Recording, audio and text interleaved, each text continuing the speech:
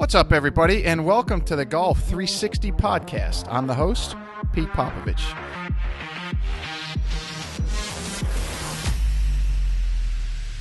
So you may be asking yourself, what is Golf 360? And Golf 360 is a show that was designed to introduce you to people associated with the game of golf to help you improve not only at your game, but also your life. Almost all of our guests are from within the industry in some way, shape, or form, but some of the guests we have are from outside the industry, and it mainly revolves around the business world with a few others scattered in here and there. Now, all of the guests that we have a few things in common. One, they all were highly successful and accomplished in their field. Two, each has something to pass along that will help you in your game and your life. And three, they were all more than willing to give back by passing along the things that they use to help them in their career, and even some of the mistakes that they made so that others don't make them in their journey. So I hope you find listening to them as enjoyable as I did interviewing them, and that each and every one of you benefits from the information that they so willingly and graciously pass along.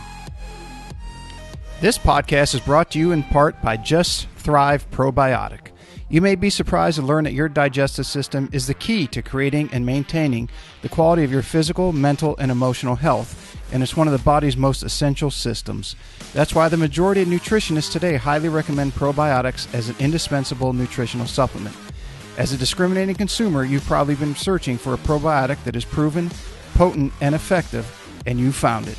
Just Thrive is your best choice for maintaining a healthy lifestyle. Just Thrive Probiotic captures the power of hundreds of thousands of years of nature's design with a specialized bacillus strain formulation that guarantees survivability through the stomach and upper digestive system. Supports optimum gut health, digestive health, immune health, and delivers antioxidants. Great for adults, kids, and the whole family. Use promo code GOLF360 at www.thriveprobiotic.com for 10% off your order.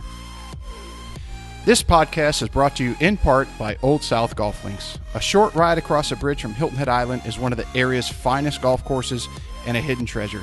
Set up on towering pines and ancient oaks with sweeping marsh vistas, truly makes Old South Golf Links a one-of-a-kind golfing experience. The Clyde Johnson design was named one of the top 10 new public courses when it opened, and it also takes full advantage of the natural beauty of the Low Country. Old South is a fun and unique challenge for golfers of every skill level and a favorite of both locals and visitors. Whether it's your first time here or you're a regular, you'll be treated and feel like family. From the bag drop to check-in at the fully stocked pro shop with both men's and women's apparel, to breakfast or lunch before or after your round, the staff is always ready and willing to help. Experience for yourself why Old South is one of the premier golf courses in the Hilton Head area and why it will quickly become a favorite of yours too. Visit them in person or online at www.oldsouthgolf.com, or to make it tee time, simply call the pro shop at 843-785-5353. Hey, what's up, all you hackers and choppers out there? Got a very, very cool show for you today, and it's because what today's guest goes over and is an expert at is something that every golfer in the world has struggled with at one time or another. And that is how to make a swing change stick and how to take your driving range game to the golf course. Because all of us have spent an inordinate amount of time working on our game, honing it in on the range. We think we got it all set to go. We go to the golf course that afternoon or the next day, and we absolutely hit it sideways. Can't even keep it on the map. And it is one of the most frustrating things that golfers deal with. Iain Highfield and his program called Game Like Training have come up with a program that addresses just that. I met Iain a number of years ago at the IJGA Hank Haney Academy here in Bluffton, South Carolina. And then we reconnected at Coach Camp last year where Iain was a presenter. And I had to buy his book. It's called Golf Practice. And you can get it on Amazon. I'll have it linked in the description below.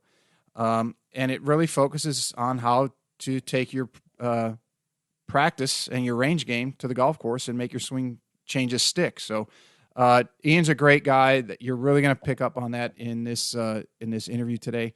And you're really going to learn a lot. I know I did. I have a number of students who have implemented these principles and are already seeing gains already. And he is helping golfers all across the spectrum. And if you haven't heard of him yet, you're going to soon, because he is making some waves and some big waves in the golf instructional industry. So sit back, relax, enjoy, and please give a big Golf 360 welcome to Iain Highfield and his program, Game Like Training.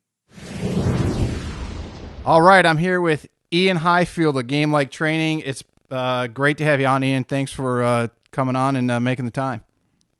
No worries, man. We've tried to connect a couple of times. I'm glad we finally made it happen. Yeah, and with a guy who's as in demand and as busy as you are, I'm very, very fortunate and happy that you made time to come on my show. No, they're kind words. I don't know how truthful they are, but they're very kind words. Hey, have you been just real quick? And I asked John Sinclair this last week when he came on. You been watching any of The Last Dance, the Michael Jordan documentary? I haven't started it yet. No. All right, then I won't ruin it for you. I don't. It's been great though. I followed some of it on social media, so I understand bits of it, and obviously I've read about Jordan and seen bits before. But it's definitely on my list to catch up on. It's how can I not, right? It's a must. Well, the reason I ask it, and for those of you who don't understand what you do and the books you've written and everything else, and really what they captured very well in that whole thing, and you would already know this, so I'm not going to do any spoilers for you, is his mental game and the way that he prepared and practiced was so, elite and high level, and it's like nobody else, maybe somebody did it, but it never translated into the success he had. So that was one of the reasons I asked. Yeah, I've actually the unfortunate passing of Kobe sparked off a ton of quotes, and you would see quotes like, my teammates hated me because in practice I was all elbows. I would foul. I would work 10 times harder than I did in a game. And he said, and the reason was my teammates hated me, but actually when the world championship game went to the 7th game, that's when we triumphed. That's when we prospered. And that's when my teammates realized that was the moment I was preparing them for. Mm-hmm. So, I've seen those quotes, and I've seen very, very, very similar quotes from Jordan. The one about the Detroit Pistons, if you watch that documentary, about Bill Laimbeer, I think his name is, and Dennis Rodman and Isaiah Thomas. And, I didn't know any of this 6 years ago when I came from England. I just started to consume all this because I found it so engrossing. But if you watch that documentary, debatably the Detroit Pistons kind of made Michael Jordan because he was being bullied by him. He couldn't cope with them physically. And in that off season, he went and completely revolutionized his body and the way he played. I don't know if they touch on that in this documentary. Yeah, there's a whole episode, I think almost 1.5, that in the early sections of it. I don't know if it was episode 3 and 4. I can't remember. But yeah, they definitely, because that was such a big part of his development, as you say. Yeah, and I watched that, and I thought the Detroit Pistons were amazing, the way that they came across. Isaiah Thomas was another one who's kind of a little crazy, right? He came across as a bit crazy in that documentary, and Jordan comes across almost as a little crazy in certain things. And I think a lot of them are. It goes from a passion and developing skill to almost an obsession. Tiger Woods, Jordan, Serena Williams, the list just goes on and on of these unbelievable achievers in athletics and in sport. But definitely a common trait in all of them is how they deal with adversity, how they adapt, and that definitely comes down to how they practice. There's a huge, they say success leaves clues. Mm-hmm. I think, how these elite practice and push themselves and adapt and deal with adversity, it actually leaves clues for a lot of people as to why they're not playing the golf maybe that they desire. Do you think for the elites that it becomes an addiction to winning? I don't know if it becomes an addiction to winning. I think the addiction potentially lies elsewhere. I think the winning is part of it. but it's just part of a process, I think. And look, you're speaking to someone whose highest golf achievement was, I think I won a medal where I shot 1 under par once, right, at my local club. The last time I really achieved anything in the sporting world was when I played rugby at about 17 or 18. And I'm coming more from the standpoint of studying human performance, studying how humans learn, studying elite behavior, being in and around people who've achieved, debatably greatness. And I think with Tiger Woods, he got critiqued when he changes his swing. Luke Donald, there was debate, should he have ever tried to hit it further? I almost feel like that's what they're addicted to. They're addicted to the constant self-improvement. And they're addicted to wanting to compete at the highest level. I think all of them know that they can't control winning. If Tiger Woods hadn't have won the Masters, what would the outcome have been? There was actual discussions of, hey, can Tiger win? He was choking a bit down the stretch in this tournament, which is complete garbage, right? But I don't know if Tiger is addicted to winning or he's addicted to the processes of constant self-improvement, because that's really where the fulfillment lies. The external gratification and the fame and the fortune, I guess, in some ways comes from winning. But the real gratification comes from that desire to be the best that you can ever be. Leave nothing on the table. Jordan, every practice left nothing on the table. Kobe, every practice leaves nothing on the table. Tiger's golf career is going to leave nothing. He's going to have done everything he possibly can to be the best that he can be. Is he chasing Nicklaus's record? Personally, I don't think so. I don't know Tiger Woods, and I don't really know that many people who are close to him. And I think even if you do know people who are close to him, you shouldn't ask them Tiger Woods questions either. So this is all like hearsay. But I would say he's addicted to the process of constant self-improvement rather than addicted to winning. Winning just comes as a byproduct of that, I believe. Let me ask you one question, and I don't want to get too far off track because I want to get into what exact game-like training is for, again, people who might not know. Oh no, let's get off track. It's way better off track. So, Brandel Chambly, who's obviously he's somewhat polarizing. You either like him or you love him.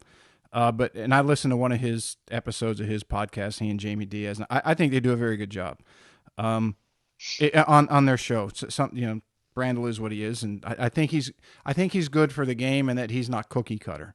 I thought Johnny Miller was good for the game. Like in other sports, Dick Vitale, I think, was good for the game. You can't have the same thing over and over. You have to have people who are the Mavericks a little bit. But Brandel on one of his podcasts had said that it's not just talent, inborn talent that makes the greatest who they are. It's a development of that talent. And he gave the example of, I think it was a Japanese professor who took 10 or 20 kids, and he, over the course of their young life, as they grew to adults, had trained them in, I think it was classical music, and all of them turned into world-class, whether it's pianists or cellists or what have you.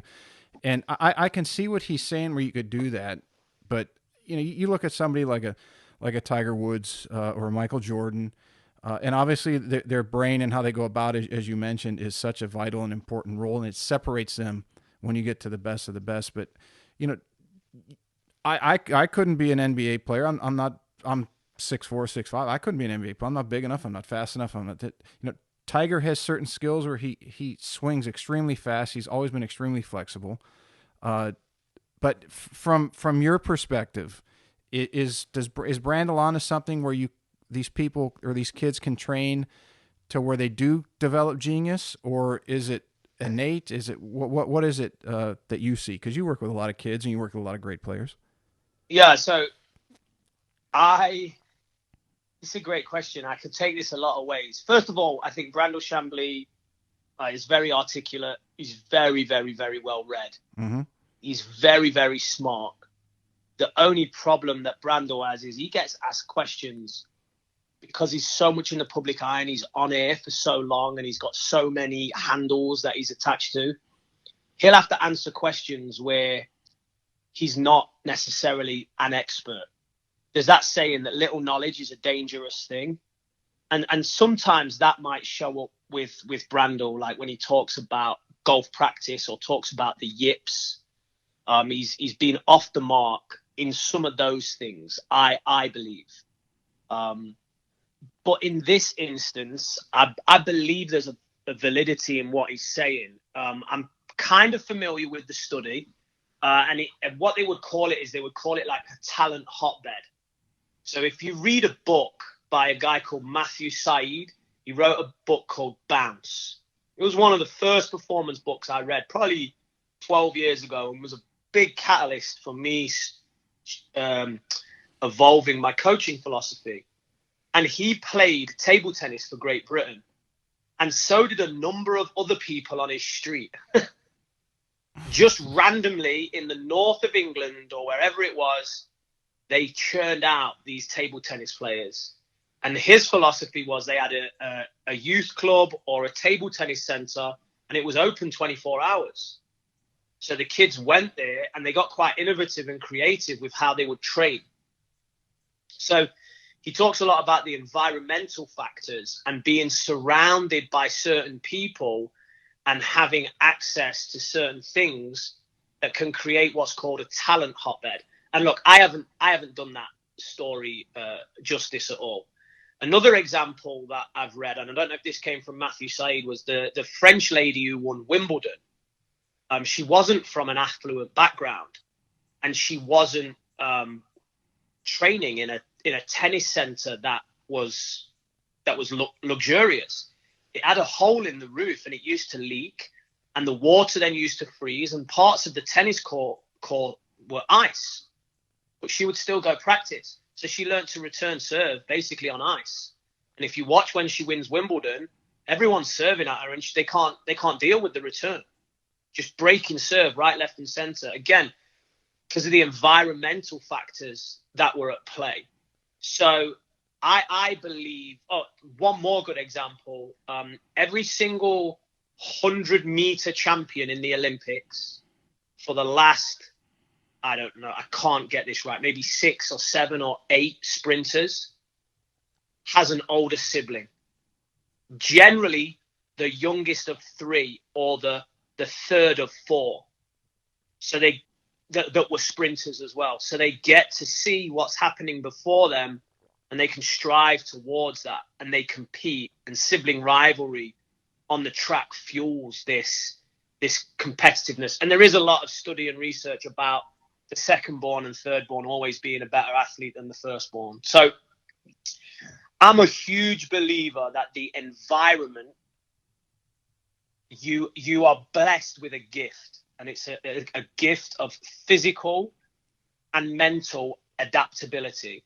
And if you are placed in an environment that pulls you out of your homeostasis, that pulls you out of your comfort zone, and you see all these things going on around you, you will adapt to that environment. So you said, I'm 6'4", I'm never going to be a basketballer.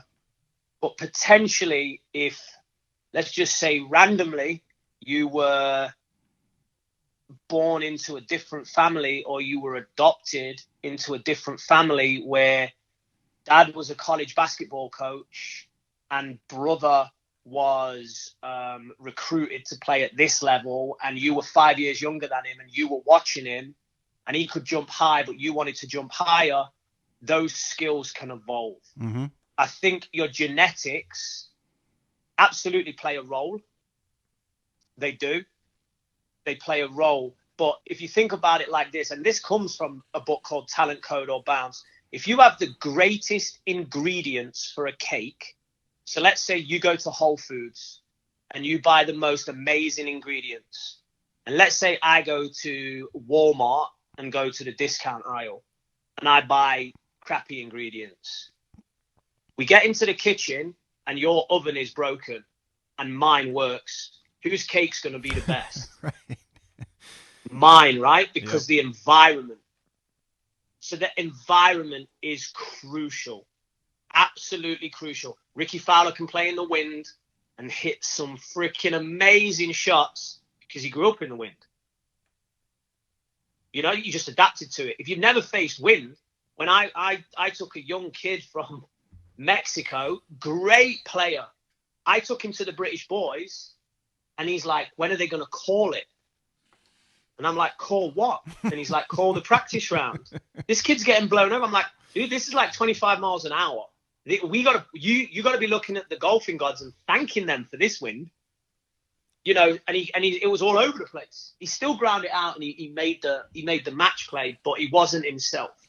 So that cake analogy, I think, is a very, very good way of looking at nurture versus nature and all of these things. So long-winded answer to go back. I'm in agreement with what Brandel is leaning towards and hinting at there. I think that it takes more.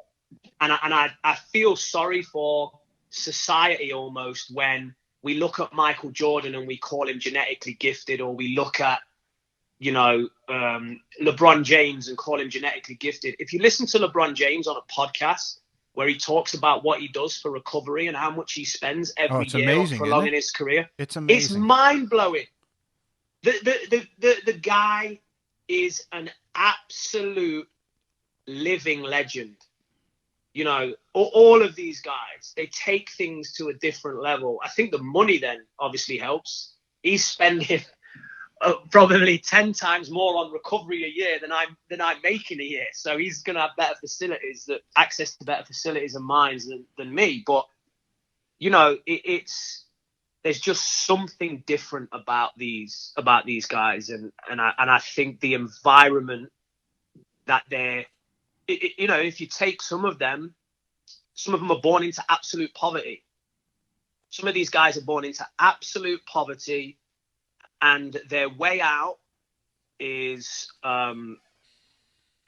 maybe a criminal way, maybe through music, or maybe through sport. That's what they see. And if you know the story of Richard Sherman, I think Richard Sherman gets a bit of a bad rap for sometimes what people say about him. If you truly know Richard Sherman's story and what he was born into, and the motivation to then go to an Ivy League school and play football and be a student at the level that he is, he was born into a terrible environment, but it obviously created this insane motivation to get out of it. And I think when you work as hard as Richard Sherman and you do what Richard Sherman's done, that emotion comes out sometimes on the field. And I think that that's fully acceptable, because if you understood the environments that he was exposed to, you would understand why he talks like he does and how the emotion comes out. Because what he's achieved is phenomenal. So yeah, I'm a big believer in the power of the environment. You know, on the somewhat of the other end of that argument, on if we go back to the Brandel thing, and I think I remember when we talked. You've read the book Range by David Epstein, haven't you? Yeah. It seems like it's almost everyone's read it. Is it the one about being a generalist versus? Yes. Yeah. Especially, okay, and there was the one story about the guy who was, I think, the like one of the world record holders or something like that in the high jump, and he was at some college training, and one of the guys on the basketball team almost made the world record, and he had never trained for it. Yeah. Just see, I can do that. Let me try it, and then boom, he does it. So. You know, there's from the coaching side, that there is so much in the last 10 years or so that technology and everything else has brought to the game on the ability to measure. And I think we're entering into a new era where, okay, everyone was kind of blown away by that, but it's somewhat, the novelty of that has somewhat diminished. But I think what everyone's finding is that all this measurement goes back to what most everybody knew in the beginning, is that, okay, everybody is different. You can't say that this person just needs this and this. It's like, okay, everyone's individual. Their recipe varies. Going back to your cake analogy, right? This guy might need a pinch. This person might need a cup, to use a recipe analogy. And I think as coaches, yourself, myself, and most out there, it's what is going to separate the coaches is, okay, utilizing that technology and then understanding just how much to give that person and then at the right time. Absolutely. And going back to the high jumper, you are correct. There's a physical gift there, or a physical skill that's been evolved. So this basketballer clearly can leave the floor with force, right? That's how he jumps. Now, what he's done is actually just as mentally demanding as physically demanding, because the physical skill is there to jump and dunk the basketball, and the physical skill is there to then jump over this pole. So he has a what we would call a generalized motor program. Just a motor program is how we move, and he has a generalized motor program that allows him to jump and dunk a basketball. All then he has done is adapted that generalized motor program through his brain and put it into the high jump. So yes, there is physical gifts there, but there's also a very, very high ability to process and chunk information and adapt. So that's as much of a mental ability that is evolved as it is a physical ability, because the skills aren't actually that far apart, are they? Leaving the floor with force, leaving the floor with, and you just see this in golf. You get a baseballer who comes to golf, I think they would struggle to get onto the front foot, because in baseball, you stay on the back foot, right, when you hit. So you see the general motor program for one sport. Does it cross over? Do they have the mental ability to adapt, or is there no correlation between the two and they don't have the mental ability to adapt? So yeah, I agree, but I also think there's a lot of psychology in that ability as well. So as we're getting into that, and people, we tuned in to listen to what GLT is in golf and this, and here we are talking basketball and other sports. No, this is way cooler. So tell everybody who might not be listening what GLT is and why golfers should want to know more. Yeah, so game-like training is basically, I think the world of golf, there is a pandemic, if you like, not for want of a better word at this time, where how do I take my range game to the course? How do I make a swing change stick? Like, skill transfer and skill retention is low in golf. So in game-like training, what we're trying to do, we're trying to teach you to train in a certain way and think in a certain way that will help you get your swing change to stick and will help you get your best ball striking to transfer to the course. And often the way to do that, I've talked about the environment being a great teacher. The way to do that is set up games that will challenge your technical movements and make you think and change your golf swing, or games that will put you under stress and force you to relax and adapt to the rules of the game. So the first one of those leads to skill retention, helping you make your swing change stick. The second one of those leads to skill transfer, helping you take your range game to the course. And at heart, I'm a nerd when it comes to human learning and human performance. I'm a complete sports junkie, including golf. And all I've really done, there's no reinventing the wheel. I've just taken the academia of human learning and human performance, read it, struggled to understand it, visited professors and asked them questions, and just built a coaching framework that's a little bit more in line with how we learn, because muscle memory doesn't exist, and just repping ball after ball after ball is not going to get you to make a swing change. So we just educate people in that, inspire them to try and change their habits, and then get them to practically apply it through our coaching. And we write a lot of practice programs, actually. We collaborate with a lot of good coaches, and we write practice programs for their players. How does what you do, because it is based in psychology, I would assume, is that fair to say, or am I off base? Psychology and motor learning, but yeah, correct. So, Yeah, so they how kind of would go hand in hand. so it would be along those lines, and for somebody who might call you up or might maybe a naysayer say, well, you're not a psychologist, but I don't think you have to necessarily be a psychologist to be able to understand the principles of what they use and then transfer it into the golf to help somebody, which I think is what you Yeah, do. yeah. First of all, I'm definitely not a psychologist. They're extremely highly well-educated guys who've spent a lot of money to call themselves doctor.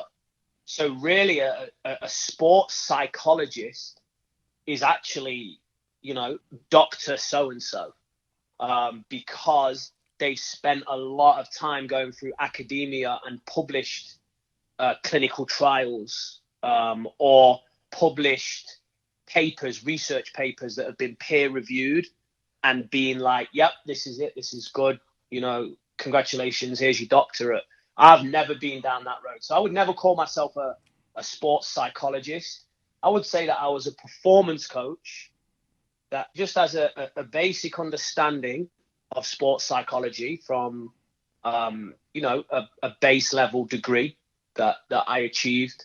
And then from then on, an obsession to try and learn these things as much as I can about human performance and how humans learn.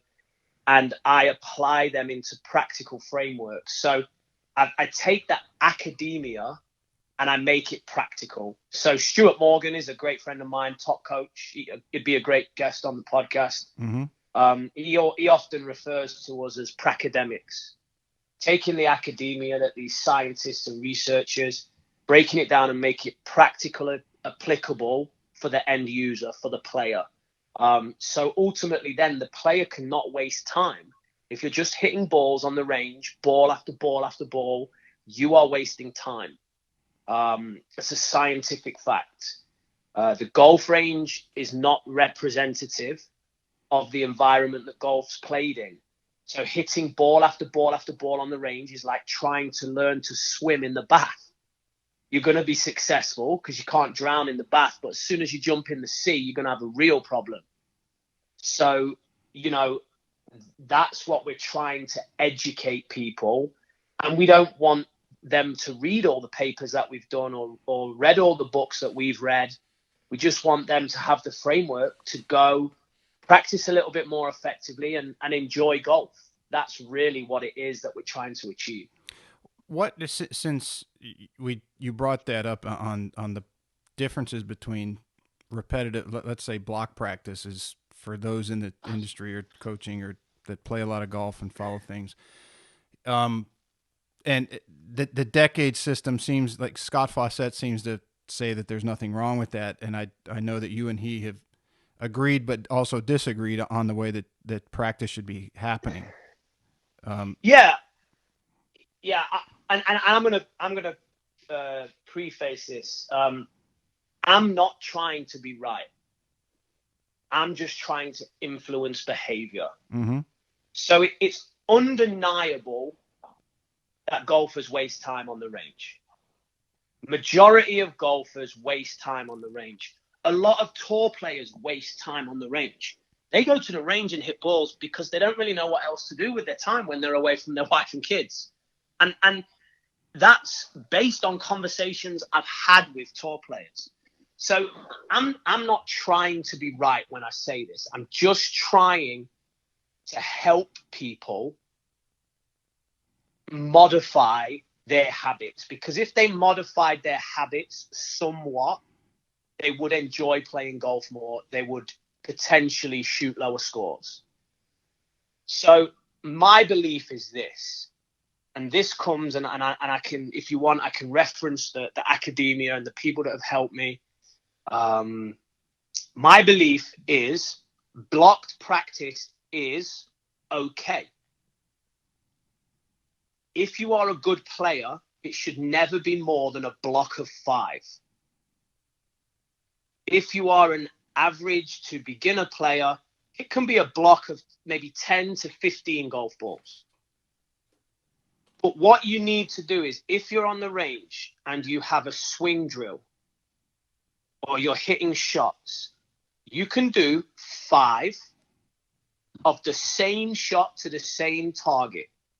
But then you want to go and get 5 more balls and you want to change the target, or you want to change the drill that you're doing.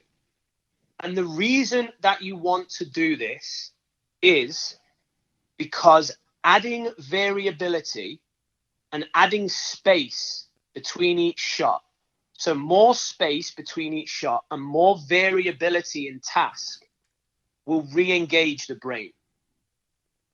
So let's say it's me and you on the range. I get 50 balls, you get 50 balls. I'm going to hit the same 50 shots. You're going to only get 5 of your 50 balls and put them down, and you're going to hit those 5. And you're going to make those 5 last 5 minutes. And then after you've hit those 5, you're going to go and get 5 more, and you're going to change the drill, or you're going to change the task, and you're going to make those balls last 5 minutes.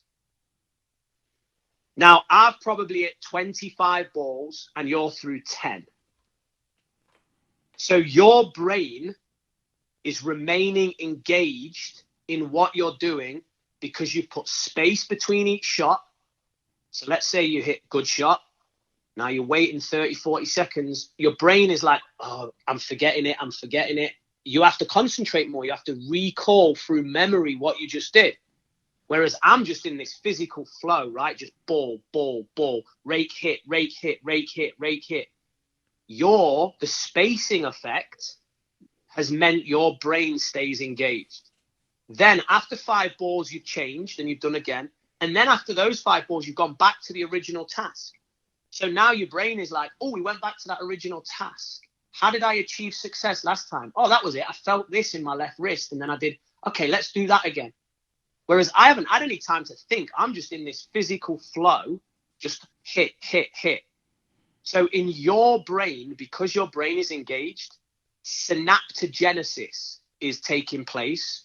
So that's the firing and wiring of synapses in the brain. There's still electricity flowing through your brain, changing the patterns in your brain. My brain is just blood flowing around there. There's no synaptogenesis because my brain's got bored, because my task is far too repetitive and it's disengaged. So I'm okay with blocked practice if it's blocks of 5 and 2 different tasks. And all I'm asking you to do is alternate from block 1 to block 2, back to block 1, back to block 2. That's it. And it's called interleaving.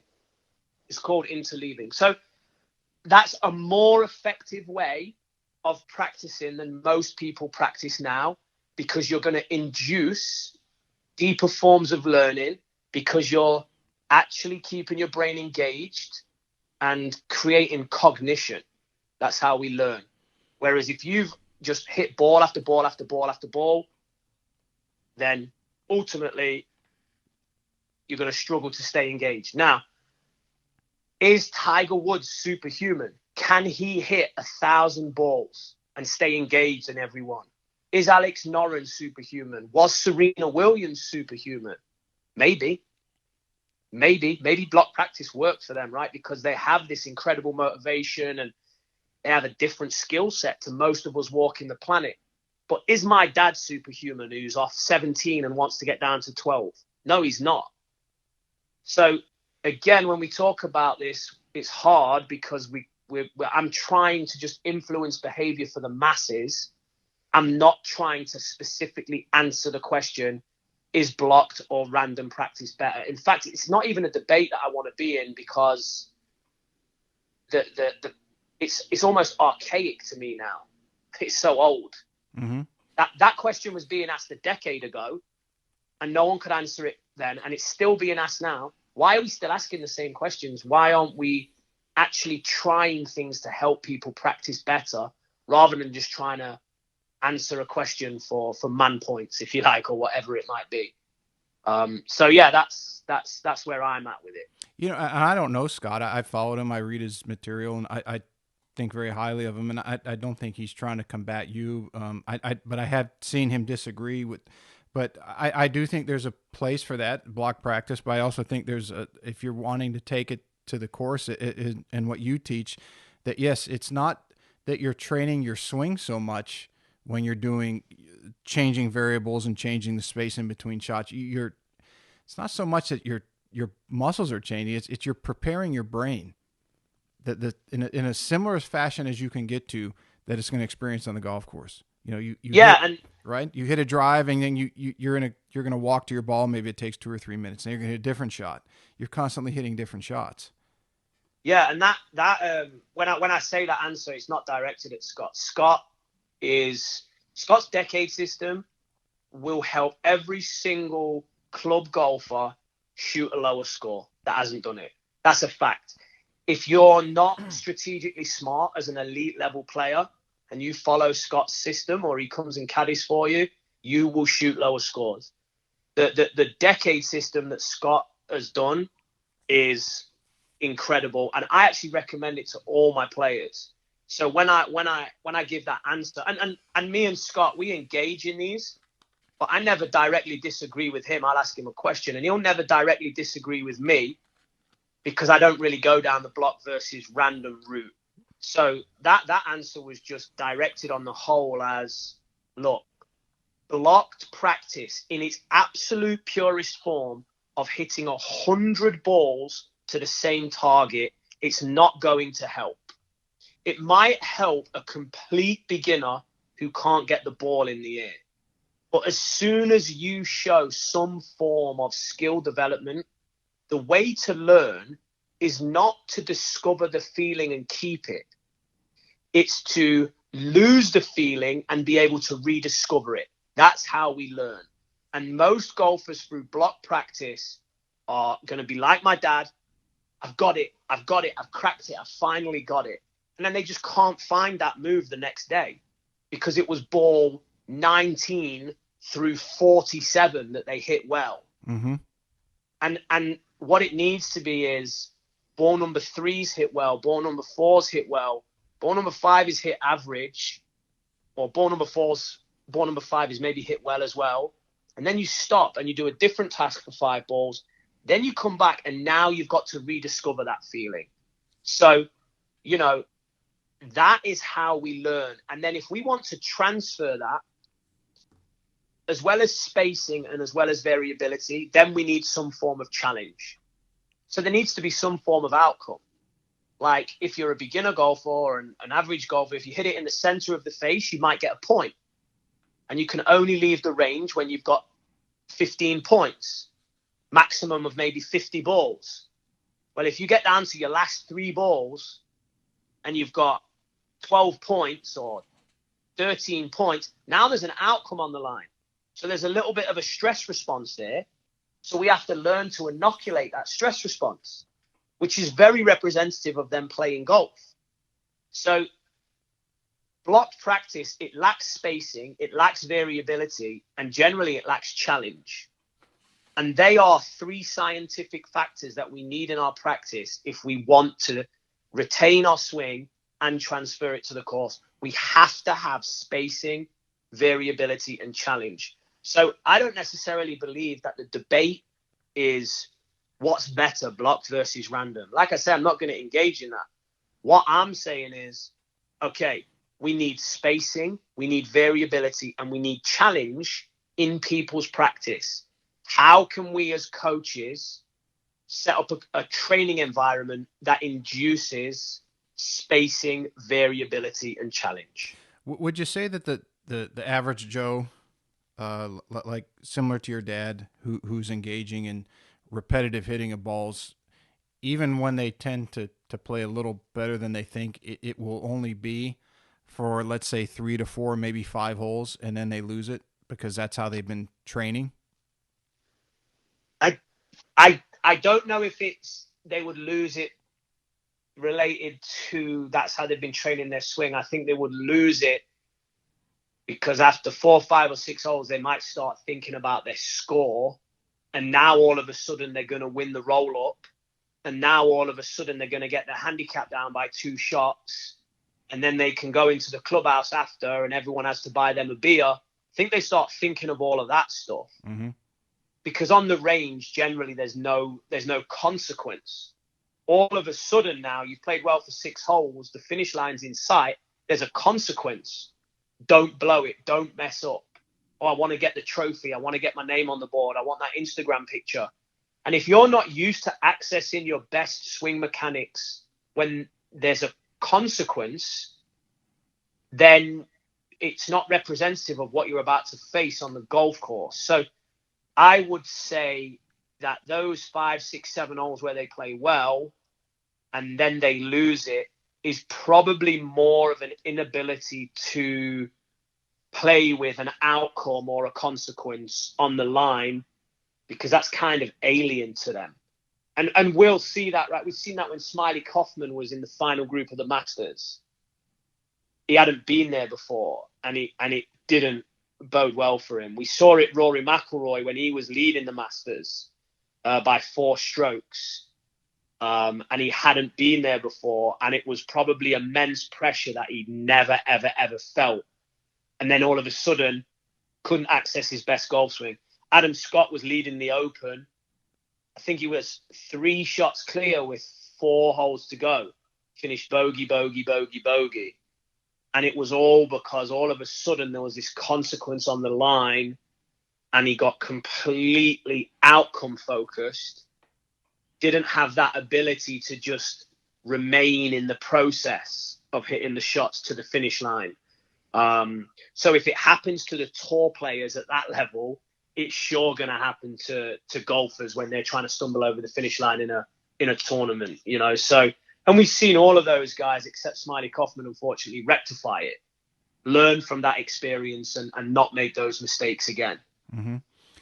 You had mentioned that there's almost 2 differences. There's a swing change, and then there's a range to the course. And then the second was the space, the variability, and the challenge. Does the latter, the 3 things, space, variability, and challenge, is that something that is used on both of those things, or is it? Yeah, it would be. Yeah, so let's talk about swing change first, since that's what, you know, people are always looking to change their swing, or they get a lesson, they got a member guest, or they get a club championship, city championship, what have you.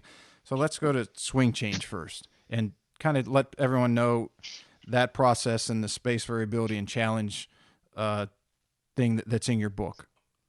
Yeah, so I think that the you bring up a great point. The question you should ask yourself, any golfer or any coach should ask themselves, when the golfer arrives, if it's for a lesson, the coach should be asking themselves, is this person training to learn, or is this person training to perform?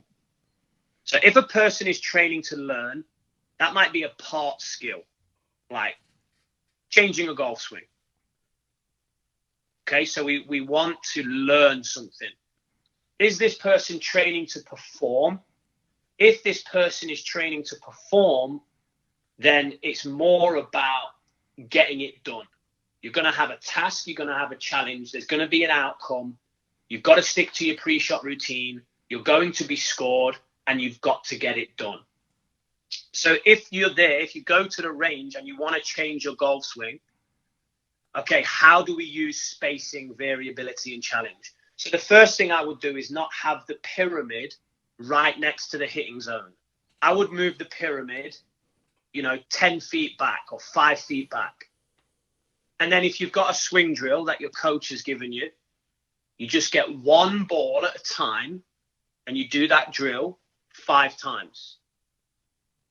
And then you might change to drill number 2. Or it might be something simple, like you're going to then have 5 full swing shots, slow motion. And you just get one ball at a time and you do that. And then you go back to the original drill, one ball at a time. And it just keeps you more engaged. Moving the pyramid back, walking each time to get one ball, having a clear goal of what you want to do with that ball and then executing it injects spacing, variability, and it injects challenge into the practice in the way of you have to think more. So for a tour player, spacing and variability should be super high. Super high. If Tiger Woods is making a swing change, spacing and variability should be super high. And the space is the time in between shots. Space is the time in between shots. So let's say I was doing this with Tiger. If Tiger Woods wanted to make a swing change, I'm sure he listens to the podcast. So if he wants to, I'll give you my number. I'll give you my number at the end, and he can reach out. Let's say he's working on something. So for Tiger, it might be 1 or 2 balls hitting the shot at 20% speed, first ball, 40% speed, next ball. And then he has to go hole an 8-foot putt before he comes back, hits the shot at 20% speed, 40% speed. Then he has to go hole a 6-foot putt. Then he comes back and then he has to hit the shot at 20% speed, 40% speed. Then he has to go and hole an 8-foot putt. Because all the time, the space and the difference in task is keeping his brain working hard to remember the movement. And that is high spacing, high variability, and high challenge. Now, I had a guy today who followed me on Instagram. He did all my online courses, and he's pretty beginner golfer, and he's highly, highly, highly motivated. So he paid me up front for 6 months. Super motivated guy. I want to do it. And his challenge was he had 10 shots where he was working on something, and then he had to go and hole a 3-foot putt, and then he had to hit one out of the bunker, full swing out of the bunker, and hit the center of the face. And then he would come back to his 10 practice shots doing his drill. So spacing there is a little less. Variability is a little less. Challenge is a little less. Because he's going 10 balls, 2 tasks, 10 balls. And my example with Tiger Woods is 2 balls technique, task, 2 balls technique, task. So Tiger's constantly, his environment is changing every 2 balls, whereas this guy is changing it every 10 balls. And that is how you get a swing change to stick. It's if you imagine the gym, if you're in the gym working out, a lot of people set up circuits in the gym. They don't just do 150 reps on the bench right. and then leave. You know, they might do 5 on the bench, 5 on the legs, and then they might do some ab crunches, or they'll do 3 sets on the bench, take a rest, 3 sets on the ab crunch, take a rest, 3 sets. You know, how you set up a circuit training session in the gym is very much how you should set up a golf practice session on the range if you're wanting to change your golf swing. Yeah, purely because it induces spacing, variability, and challenge. And you and I briefly got to talk about that at the coach camp last year. I wish we would have had more time, and hopefully we have time today. We don't run out. We'll get into periodization, the adaptation between training and like you said in the gym, and how you can periodize your practice and your spacing variability challenge idea to implement a swing change. If you have, let's say, 8 weeks that you have a tournament coming up, but you need to make the swing change, you can go 8 weeks out and you use the principles that you have and you slowly modify them as you get closer and closer to the event, so that you've implemented them, and then you can use them at the tournament to where your mind is just made the adaptation, but it's ready to play. Yeah, and you know, another yeah, you're right. And another good example of this is, you know, if someone's going to play a putting game. So what a lot of people will do is, a lot of people will just hit putts aimlessly on the putting green. No consequence. Better than that is to play 9 holes. 9 holes, and you're trying to shoot 18. and you might make the putts between 10 and 30 feet. And you're going to go around the putting green and you're going to play 9 holes. So you'll hit the first putt. It rolls to 1.5 feet. You tap it in and you've got a 2. Now you're going to hit the next putt. How much space was there between finishing putting green number 1, your shot, your first putt, and then the next one? There wasn't much space at all. Mm-mm. Think of on the golf course, it's going to be at least 10 to 12 minutes before you get to hit your next putt. So in the golf range environment, you hit your putt, you get it to 1.5 feet, you tap it in, then you're going to hit your next putt. Well, now you've got readily available information on the speed of that green and the break. Even if you're hitting to a different hole, doesn't matter. You've still got some information and some feel that you would have, that you would not have readily available on the golf course. So you're cheating.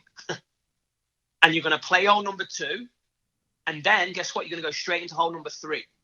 And then you're going to go straight into number 4. And you might shoot 17 or 18 in this putting game. And you're like, man, my speed is good. I'm tapping it in. Let's go, baby. And then you get on the first green and you hit it and you roll it to 1.5 feet and you tap it in. Well, now you've got to wait 12 minutes till your next putt. You don't have that information readily available. Spacing on the golf course between putts is high. Variability is huge. Therefore, the challenge of putting well is a big challenge. And there's an outcome score. Well, yeah, if you have a multiplier, it's that you're going from something that is supposedly at a certain tempo and rhythm, yet in between that slower, let's say, I don't want people writing in and saying, well, you said you need to have a slow tempo, but you get what I mean. A putt is much slower than a 5-iron or a driver. But so you're going from your last putt that, let's say, is a very slow tempo, 70 beats a minute, to a driver swing that's usually the next one, and let's just say 100 miles an hour, and then a 5-iron or 7-iron is going to be at 90 miles an hour for a tour pro or for a 7-iron, and then now they got to go back to a putt again. So yeah. Well, and also your playing partner outdrove you. You're already 3 over par after 2. You can't do anything but strike it in the toe, and you're just like, what is going on? And now you're on the green, and it's been 12 minutes since you hit the last putt. So spacing variability and challenge in this instance would be you're going to play 9 holes putting. You hit your first putt, you tap it in. There you go. You got your par. Now, go hit your driver on the range. And then hit an iron on the range. And then come back and play hole number 2. Then go hit a driver on the range and hit an iron on the range. Then come back and play hole number 3. All of a sudden, your practice is a little bit more representative. And you know what's going to happen? You're going to shoot a higher score in the practice game. But the skills that you are building are going to help you on the golf course. Because what we seek as humans is we want to do this putting game and score 16 and feel great about ourselves and build confidence. But it's a false confidence because we're not doing it with enough spacing, variability, or challenge. Or so I would almost say a realistic spacing variability challenge. Yeah, right? and even on the range with my example, right, it's still going to be lower. But at least it's going to be more representative. And then you can get real clever. Play the 9-hole putting challenge, but also give yourself a mulligan or a bonus putt if you hit 3 drives in the center of the face in a row. Or every time you hit your wedge shot inside a certain distance, you can knock, inside a certain proximity, you get to knock 1 stroke off your putting score. Now, all of a sudden, there's an outcome on the drive, there's an outcome on the wedge, and guess what? You're almost playing golf on the range. But you know the other thing about this? It's fun. So I've built, I call it golf outs. I've built 30 of those challenges that I have in a PDF. where ultimately, if you want to take your range game to the course, you have to bring the course to the range. And to be honest, people have said this before. So imagine you're hitting a fairway. Imagine you're then hitting to the green. Well, that's okay, but where's the consequence? And where's the spacing? And then we need maybe a little bit more variability. So we should walk and hit a chip, or we should walk and hit a putt. But what you don't want to happen is you don't want to play a putting game and just get good at that game and not have it transfer to the golf course. We see that a lot with the TrackMan Combine. The TrackMan Combine, people will start shooting better and better and better scores, but it doesn't actually improve their golf on the golf course. And the reason for that is the Combine lacks spacing, variability, and challenge. If the Combine was a lot more randomized, if there was more space between reps, then it would be a more accurate reflection of how we play golf. So often the enhanced performance on the Combine doesn't transfer for that very reason that I've just explained.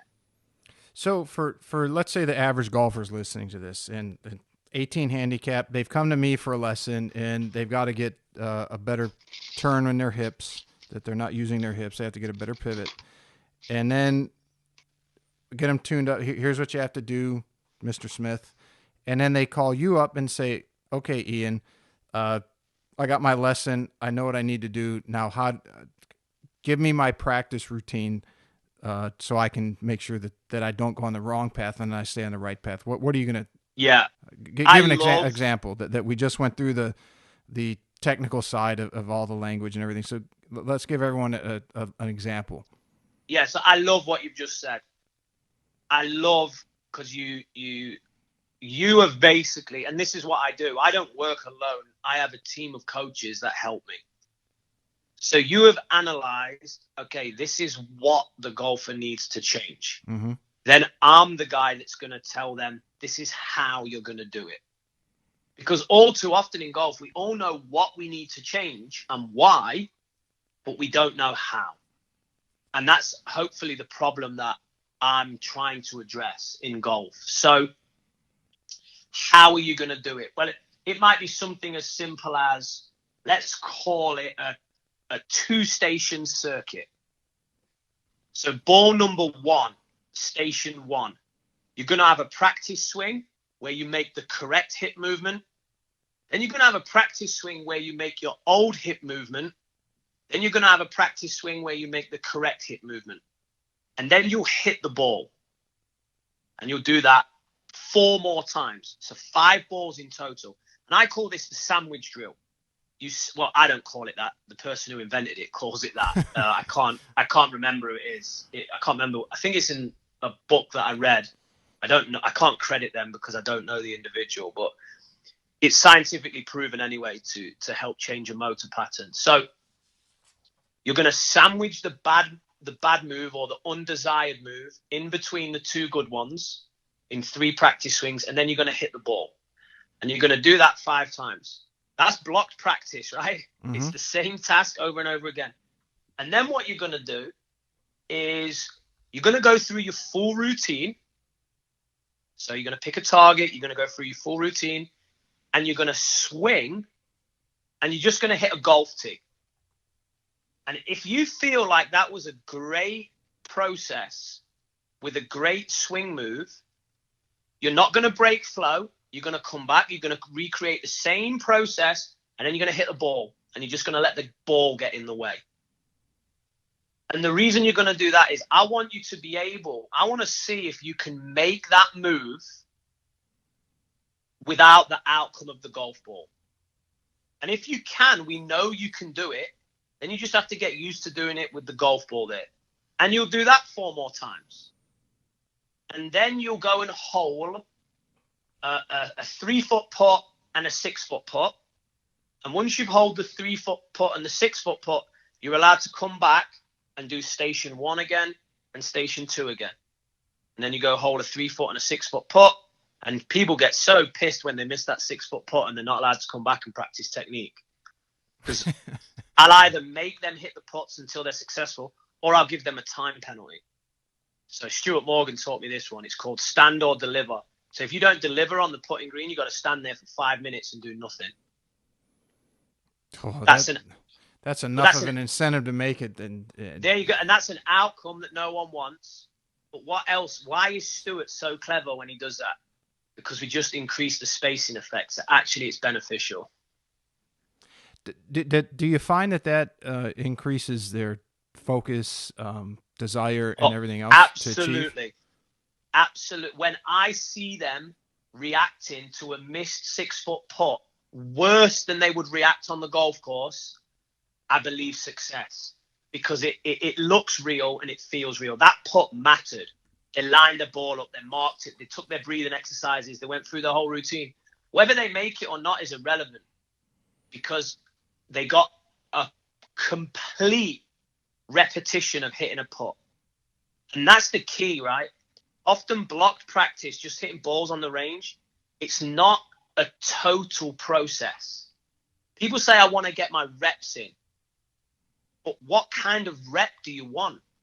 Just the part of the golf swing where you swing the club? Or do you want the part where you have to analyze the shot and then deal with the disappointment when you've missed? Because they're all part of a golf shot. So when people say to me, I want my reps, so I'm just going to hit these balls quickly because I've got half an hour and I want to get as many reps as possible, I try and educate them that you need complete reps. You know, so if you think of the circuit that I built, everything is done almost in a full swing. Well, everything was full swing in that example. There's no drills there. There's no part movements. You make a full... So I'll go through it again because I think actually that would be a good circuit for listeners to try. So whatever they're trying to change in their golf swing, you go 5 balls, good move, bad move, good move, or desired move, undesired move, desired move, and then you'll hit the shot. You do that 5 times, and then you'll do a complete routine to a target, but you'll just pretend to hit the ball, and you'll try and make the swing move. And if you're happy, you'll add the ball, and you'll try and recreate just that same feeling and that same movement, and just let the ball get in the way. Do that 5 times, then go to the putting green, hole a 3-foot putt and a 6-foot putt. If you miss either of those putts, it's a 3-minute time penalty before you can then come back and start your practice circuit again. And you know what's key to that? It's also fun. They're going to enjoy practice. So I'm quite proud of the way that myself and everyone at Game Like Training has taken the research papers that categorically tell us the spacing effect, the variability effect, challenge point. These are 3 essential key components in how we learn. I'm actually very proud of how we've taken that and make it practical for the golfer to apply in their practice. And when people buy into this, and you know, my guy today, who's a beginner golfer, he's been playing like 8 months. He sends me messages saying how fun it is and how engaged he is. And people look at him like he's strange on the golf range because he moves the ball back and he's always moving around. And he says, but they're the strange ones because they don't know what I know. Right. And that's what I want, right? Like that's, to me, that's my reward. I got this guy who he can shoot anywhere between 85 and 100. And he's freaking just injecting spacing, variability, and challenge. We haven't even looked at his swing. He's just got games for low point control, games for centerness of strike. None of the games last any more than 5 balls. And then he goes onto the course. He plays a hole with no golf ball, just talking his routine out loud, hitting a tee instead of the golf ball, because then he gets to feel what a routine with absolutely no fear or no worry of outcome feels like. And then he plays 1 hole doing the same with a golf ball, trying to recreate. And then once he's kind of in his flow, he plays 2-ball worst ball for 3 holes, and he can't be any more than 3 over. And he did it. This guy's been playing 8 months, and he played 2-ball worst ball and was 3 over for 2-ball worst ball. That's probably better than I would have shot. And to me, it's just fun, right? And he's engaged in it. He's not frustrated when he plays golf. And I'll ask him, what was your feedback on that? And he's like, breathing. Didn't get into my breathing exercise, which meant I was tight, which meant I didn't get the movements that I wanted. He's starting to join up the dots that the mental game and the technical game, they're not separate. They actually synergize. So training like this helps you access your best golf swing when you need it, not just keep trying to build a golf swing that's not yours and you're never going to own.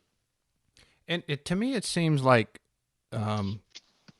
people would be very reluctant to do it because, as you said, it gets them out of their comfort level, it gets them out of that false sense of security and false building of confidence. But it seems like the adaptation that they make would be relatively quickly, because that is how human beings, is animals, for lack of a better term, are wired to make adaptation and advance themselves. And right? What am I wrong in saying? Or am I correct? No, we are learning machines, right? Right.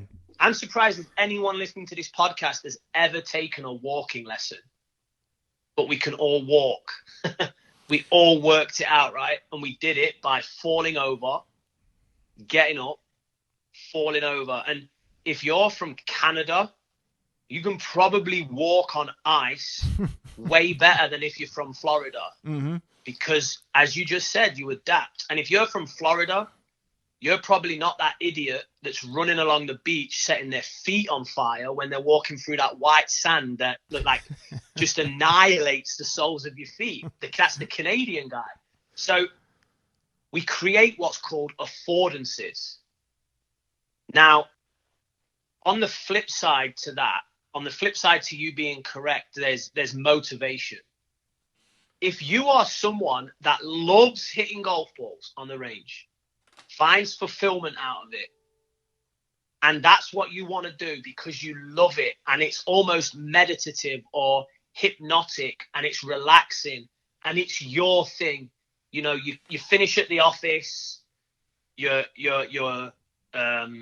husband's crazy or your wife's crazy when you go home, the kids are crazy, and you just want 40 minutes of hitting golf balls because you love to hit golf balls on the range. There is nothing wrong with that. That should be encouraged. If you are a golfer who loves to hit golf balls and that's your thing that you do, then great. But just do it knowing that when you do venture out onto the golf course, it's not going to be like that. It's not a transfer appropriate process. Mm-hmm. But if your goal isn't to play great golf, if your goal is just to relax after a stressful day at work, then I'm all for it. Keep going.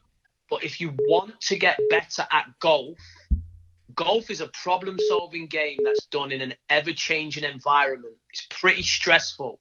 There's high level of space. There's high level of variability. There's high level of challenge.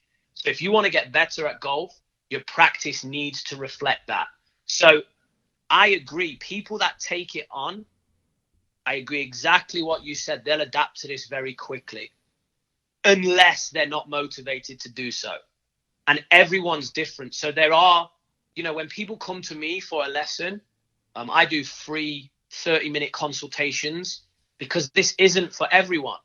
Now, my guy Clay, who I'm telling you about, I have never, ever known someone be so motivated to play golf after just playing golf for 8 months. And I tend to do a lot of traveling. I tend to work with college players, LPGA players, travel down to Florida to see David Ledbetter. Now, I can't do that at the minute. So I took Clay on as a customer because, number one, he was so motivated, but number two, it was an appropriate time for me to do so because I can't travel. And I love it.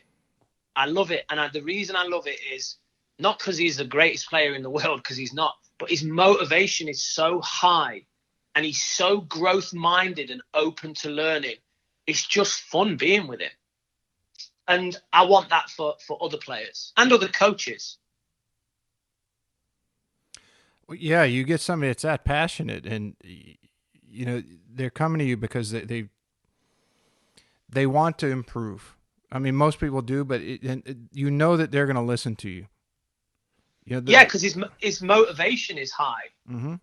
And like I say, his and he seeked this out and he wanted it, but it's not for everyone. So to your point, like, yes, everyone will adapt, but only if you're motivated and buy into this concept and believe in it. And one of the reasons I don't advertise. I mean, I have a presence on social media, but I don't push it very hard. If someone comes to me, then they're going to want to work with me, and I'm not going to work with them for 1 or 2 or 3 lessons. They're going to, not buy into the whole thing, and then they're not that I need them to, but I don't want to work with someone once or twice and then they just take off. Because you're right, you can't really do a whole hell of a lot. No, I mean,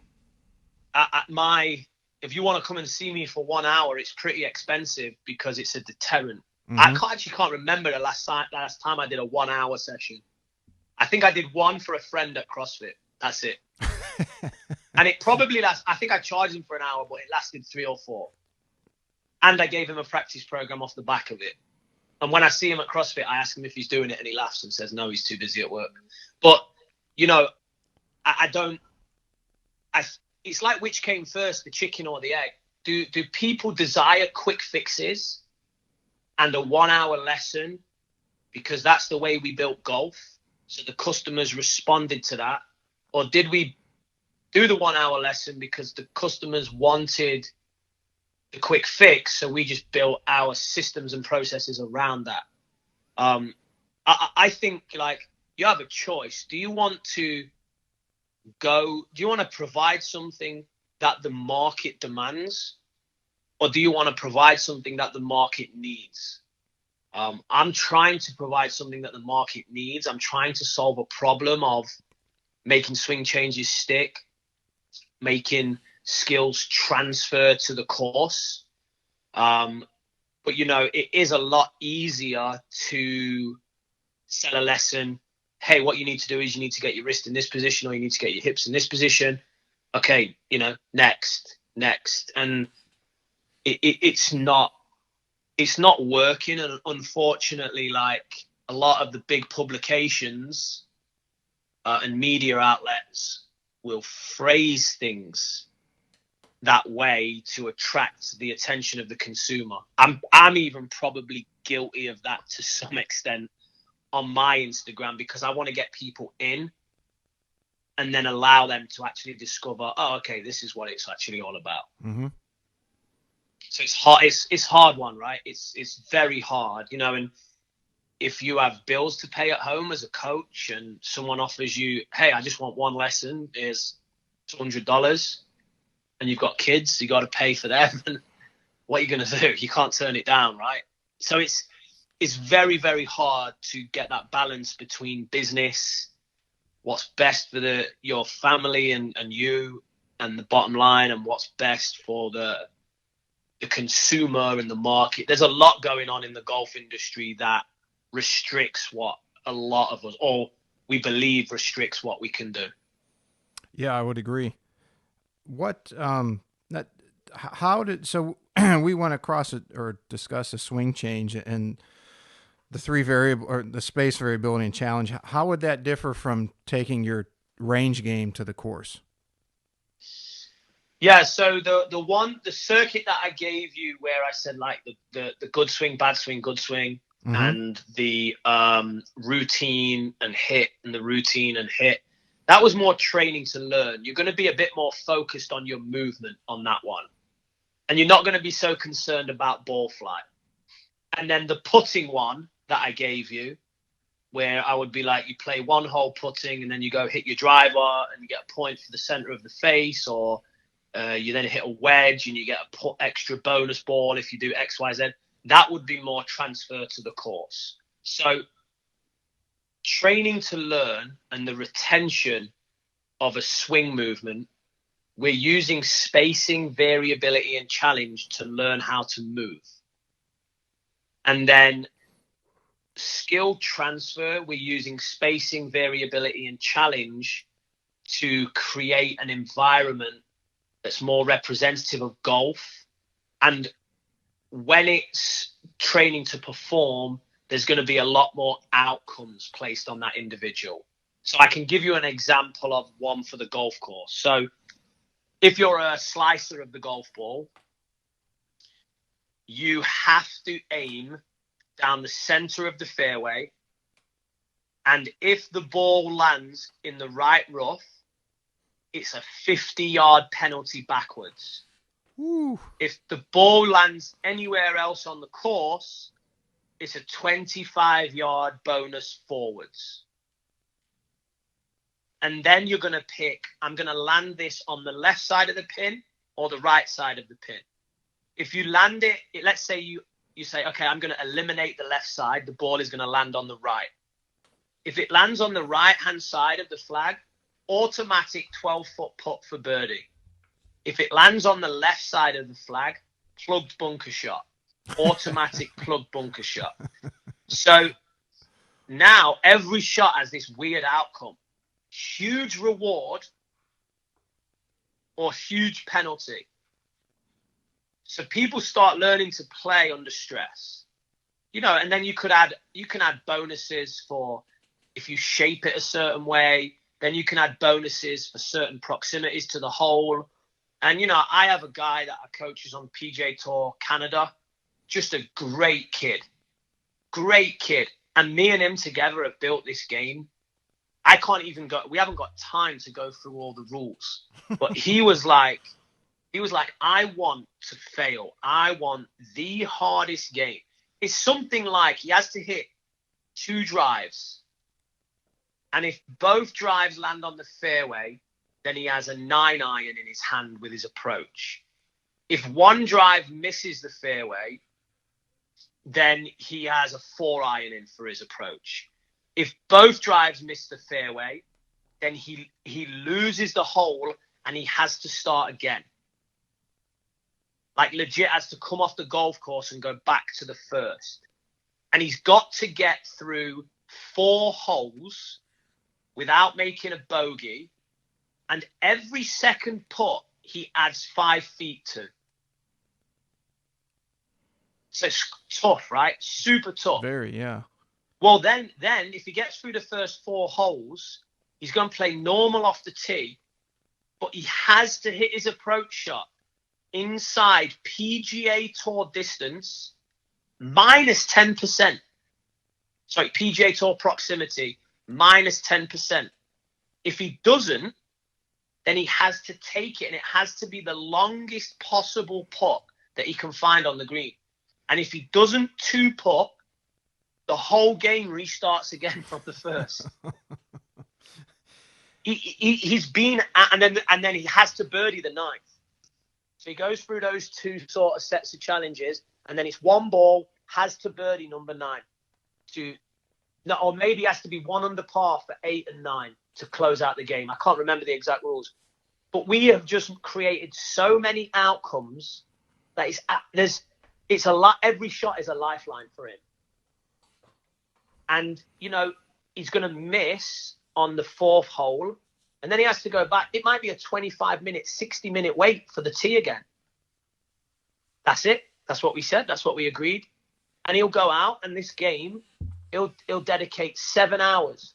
I got 7 hours to get this done. And that's training to perform. That is training to perform. Because then when he goes to PGA Tour of Canada, he's got 2 things. No matter where he hits it, he's not moving the ball and there's not these crazy consequences. So he's a bit more relaxed. He's actually trained under extreme stress. And then the second thing is he's looking around him and he knows no one's trained like him. He knows no one's putting themselves through that on the golf course. So that's where the psychology comes in, right? Mm-hmm. He's got this slight mental edge, and he was a Division 3 player. He's the only Division 3 player to ever play in the Palmer Cup, and he has a chip on his shoulder because he was a D3 player, and he's now playing at a good level. So when you get a kid who's got a chip on his shoulder, who is willing to put himself under all these pressures in practice and stresses in practice to then go to a tournament and feel a bit more relaxed, it's quite a strong combination. And they're areas of his game that would suggest that he wouldn't play on the PGA Tour. But it's just numbers, right? Like certain driving distance or X amount of proximity, whatever it might be in his stats would say, okay, this area needs cleaning up and this area needs cleaning up. But he has to go play. We can't clean those areas up forever. He has to go play. So practicing like this is teaching him to play under as much pressure as he possibly can during a practice round. And he competes with himself. So that is the absolute, like, highest example of trying to transfer your best game to the golf course, making golf so much harder, having so many more outcomes and stresses to deal with in practice than you would in tournament play. Well, the other thing that I learned the hard way was he's not wearing out his body either. Correct. Yeah. That's a great. Right? We haven't even gone down that road. I mean, I'm a different era. It was back then. It was you just keep hitting balls until you hit them better or the way you want to. Well, if we take this all the way back to one of the first questions, the blocked and random thing, what about if Tiger had done less block practice, not from a learning standpoint, but from a physical standpoint? Mm-hmm. If he might have a bit of less metal work in his back, his knee might be strong. Who knows? This is all I don't know. I'm not an expert in that area, but there's enough evidence to suggest that that volume of hitting golf balls is going to take its toll on your body. Without a doubt, it has to. The body is not built to rotate the way the golf swing requires, and at the speed that today's players are doing it at. It's funny at junior golf academies when you've been there, I've been there. Wrist injuries and lower back injuries are a big one. I think they call them repetitive strain injuries. Right. A lot of kids taping up their wrists and, because the secret's in the dirt, right? The more balls you hit, the luckier you get. And the more balls you hit, muscle memory. And that stuff is, they're urban legends almost. They're myths now. It's not the case. And it's great players that said those things. I'm not taking anything away from those players whatsoever. But we live in a world now where people aren't going to use a wooden shafted golf club because technology is advanced, but they're still modeling the practice habits of 1930, 1940, 1950, and the understanding of how we learn is advanced. It just hasn't made it into the mainstream like technology has. And those myths, unfortunately, do lead to junior golfers becoming physically and psychologically burnt out, which is one of the biggest challenges I faced when I was at the junior golf academies. So I agree. Practicing this way is a great way of getting complete repetition of golf shots, not just part reps, full reps. And it's also a great way to protect your body. Mm-hmm. In talking to John Sinclair last week, he's a golf psych master, and the 8 traits of champions that he worked on with, I can't remember the doctor's name, the psychologist that they did the study, but what I wanted to ask you was if you take something like that, and I studied a lot of Dr. Howard Gardner's information, which deals with 8 intelligences and how you learn faster, whether it's visual or hands-on, the list goes on. How does your program utilize any of those other disciplines or parts of the paradigm, or can it just utilize, because somebody's going to be more at creative, like a Bubba Watson, somebody's going to be a lot more technical, like let's say a Charles Howell comes to mind, maybe. And I'm just throwing examples out there. I could be wrong, but how would you differentiate your program based off the certain differences of a personality or their learning style or what have you? Yeah, so that's a great question. First of all, credit to John. Like when I saw him speak at Coach Camp, he's unreal, right? I'm going to go back and listen to that podcast because I don't get engrossed in that many golf presentations anymore because I've seen so many, I think. Mm-hmm. But John he's so good. He's so articulate. He's such an interesting guy. He's coached at the highest level. It's a travesty. He's like 12th in Texas. He's not even in the top 100. And I asked him, I said, how is that even possible? Because he's got, it's hard to have such expertise in so many. Like for me, I've niched myself in practice, and I've niched myself in the mental game, and that's really it. But John's talking on the mental game, biomechanics. Like he's obsessed. He might be one of those that's obsessed, right? He's his knowledge and delivery and the way he conducts himself I think it's awesome. So I'm going to go and listen to that podcast. I'd be interested to hear what he said on this. For me, the learning styles thing, I can't comment on. I haven't done that much research in that area or study in that area. I don't know that much about learning styles, or even personality profiles. I've taken them. I've read bits. I'm undecided on both of those things. But what I can say is, when I take a player on, I need to be careful. Sometimes less is more. So if I'm going to take Charles Howell on and he's very technical and I want spacing and variability and challenge to be X because he's a tour player, but he's been a ball beater in the past, which is Z, I need to maybe make it Y. So I have to like sneak it in over time. Mm-hmm. If Tiger Woods comes to me, I mean, I know I've used him as examples. What changes am I going to make? Maybe I'm just going to tell him, you know what, Tiger, you're good. Keep doing what you're doing. Give him a high five, stand back and watch. And maybe make sure that he's happy off the golf course and that he's getting enough time with his kids. And I can be someone that he can talk to about other things, football or whatever it wants. Like, because one guaranteed way to help someone play better is to make them happy. So, you know, I might throw everything I've talked about for the last hour and a half. We might throw all that away, and I might be their friend and ask them how things are with the girlfriend and go eat with them at a restaurant and chat and play computer games, whatever it might be, right? And then I might get someone like my guy Clay, who I've told you about. I could tell Clay, hey, Clay, let's do some roly-polies down this hill. I promise it will make you better. And he'll have done 3 before I even get to the top of the hill. So I wouldn't necessarily adapt it on personality style or learning style. I would like to think I've got sort of a coach's intuition to know whether, okay, we got to drip feed this in.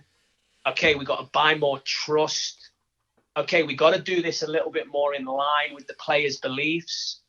Or, you know what, this player's just want to talk. And you know, and the biggest challenge I've had with players going from mini tour to the European tour is not how they practice. It's not how the skill transfer. It's getting used to that life. It's getting used to being away from the wife. It's getting used to getting on a plane. It's, you know, I'm in the top 400 of the world. I've just broken into top 400 of the world and I'm still broke. How are you going to deal with that? Mm-hmm. So I can't really directly answer your question. I don't know. But there's a definite way of tailoring it to the individual. It's not going to be a cookie cutter approach. I have written a couple of practice plans that I guess that are pretty generic that I believe can help most people. But then if you come and see me, you pay more than just getting a generic program. I would hope a lot of the value that price tag holds is my ability to make it optimal for you. So I guess that's a good word, like spacing, variability, and challenge. I've explained it in sort of beginner, intermediate, and advanced, or beginner and tour player. I guess what we're talking about is making the spacing, variability, and challenge optimal for that individual. You know, if 18 handicapper comes to me and the first thing I do is give him that game that I give to the guy from PGA Tour Canada. That's that relationship over, right? He goes home to the kids and kicks the cat and tells the kids they're not working hard enough in school and starts crying. So we just got to use the coach's intuition. I would have to venture to say that if you took what you did for different individuals based off what they're telling you and how they're acting, and you devise a practice plan for them, and then you took that plan to someone like John, or you took it to someone like Dr. Gardner, I would venture to say that they would say, yes, what Iain is doing coincides with the research that we've done based off this person's personality and what we see that is their default. I would have to venture to say that, because you're not going to get the results you're getting and have the growth of your business and the trust of players who rely on you for their living if it's not working.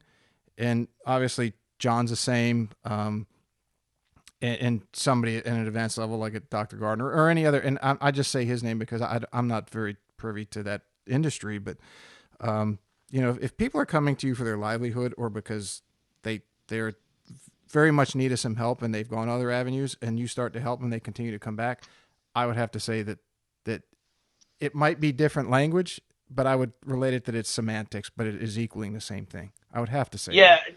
And yeah, that's a big compliment, so I appreciate that. And I think the cool thing for me is I'm not independent. I'm interdependent with coaches. So, like, I need the guy there who has the ability to measure the swing. I need the guy there who understands TPI screens and can help the player move more effectively, because then I know what to put into the practice circuit and I know how to help them with their on-course processes and their mental game. And that's what I like. I think the biggest compliment is when a coach reaches out to me and asks me to work with a player, and they're not asking for any money.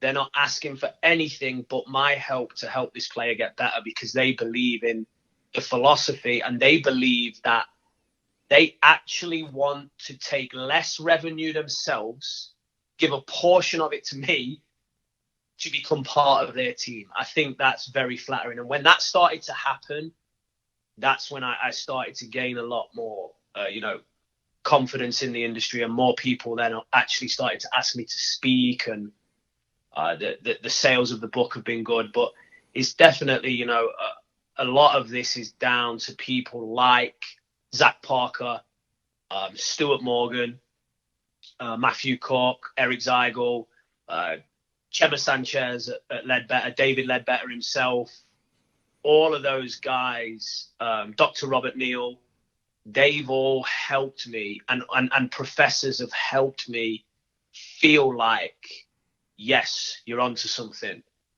And then now I almost I do believe it myself, not because I'm out there shouting about it, but other people are sending players my way. So it's been a real cool experience. It's been great.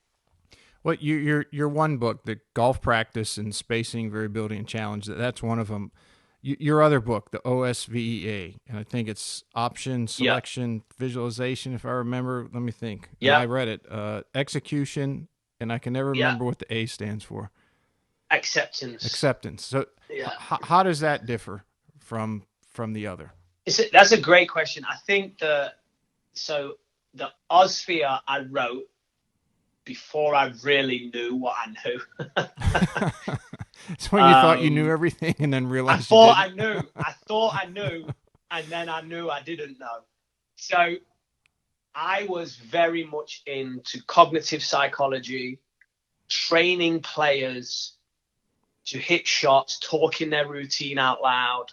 There was no real mental drills for the mental game. Sorry, there was no real golf drills for the mental game, but there was a lot of golf drills for swing. So I started making a few drills that I felt could help people with their focus. And this book is really about, if you want to develop a pre-shot routine,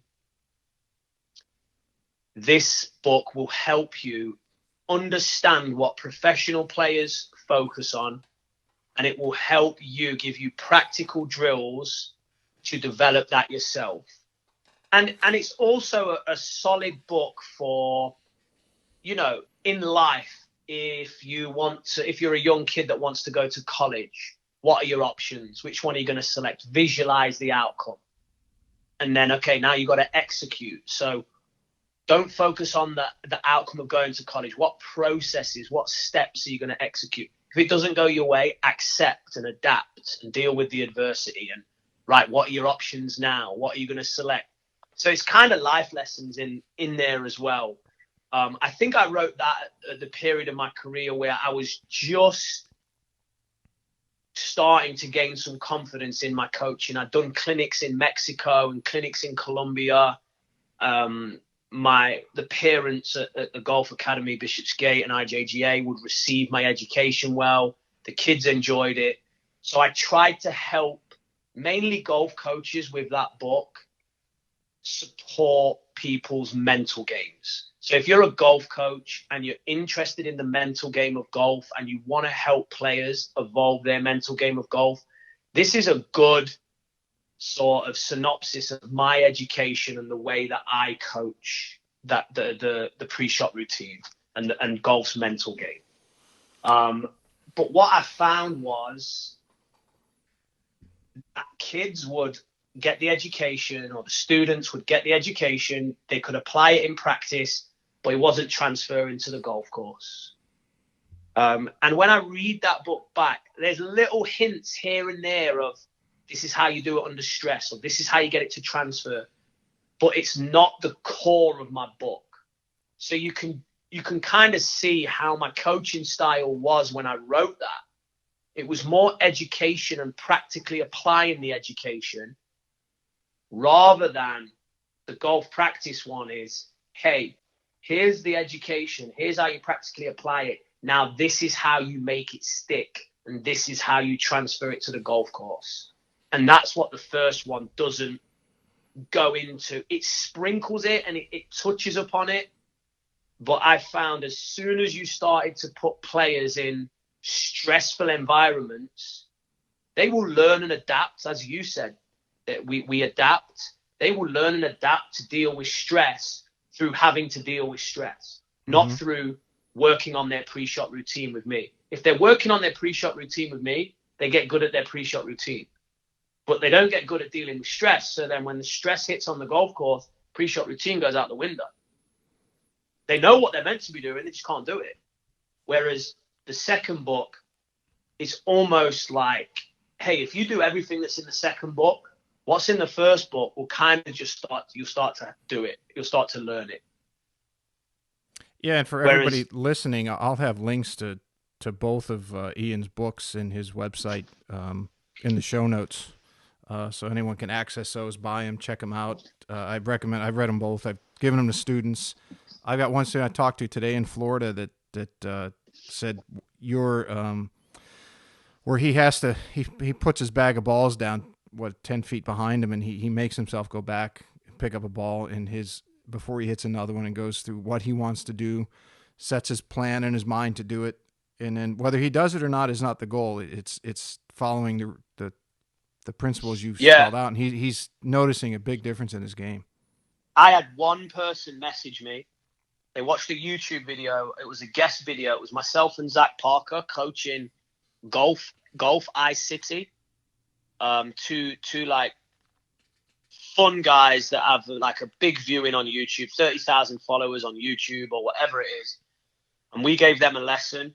And one guy messaged me through them and said, moving the pyramid of balls back 5 yards and taking one ball at a time has completely changed my ability to strike the ball on the golf course.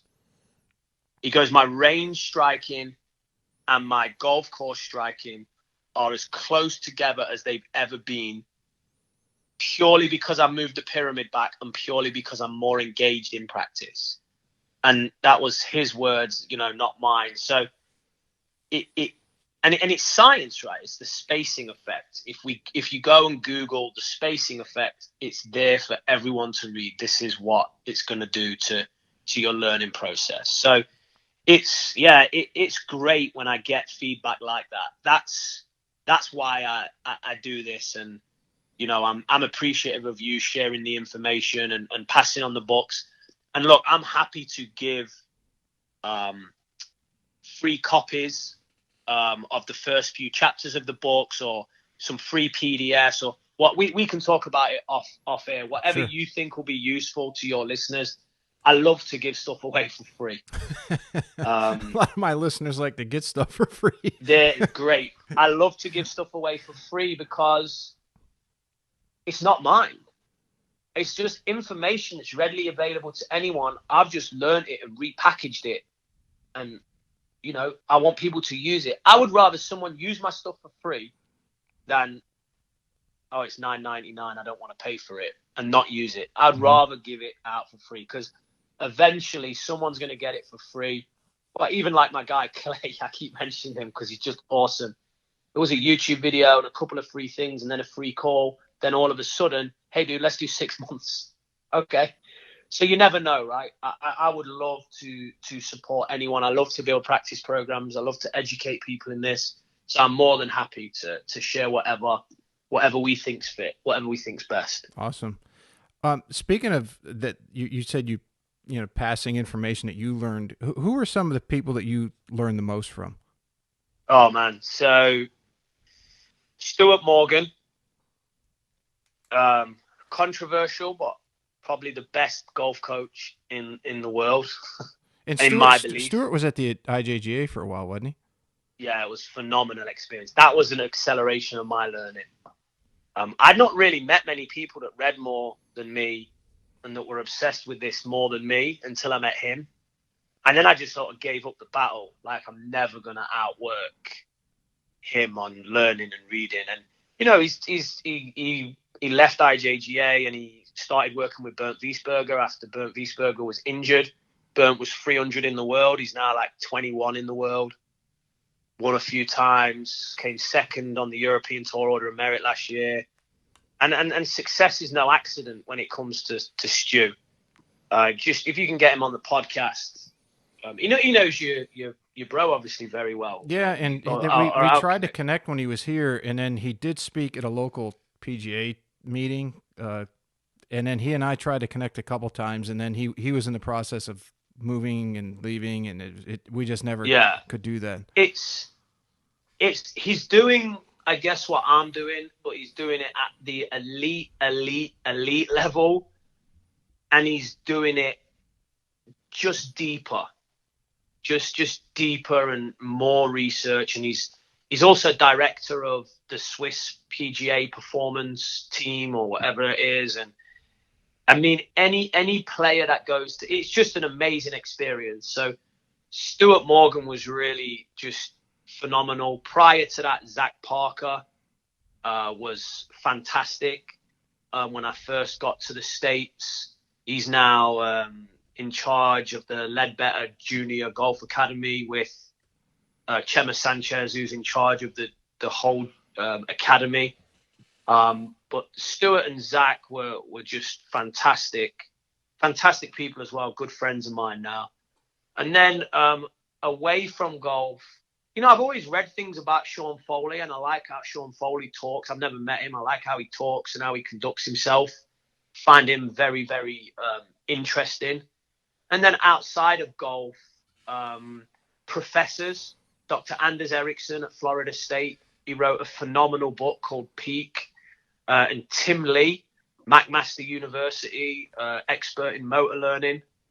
And then Dr. Fran Pirizzolo helped me for a while, guided me, taught me some stuff. Dr. Robert Neal, he's a biomechanist by trade, but actually his understanding of sports psychology and just his knowledge is great. Dr. David Gressick, guy back in the UK.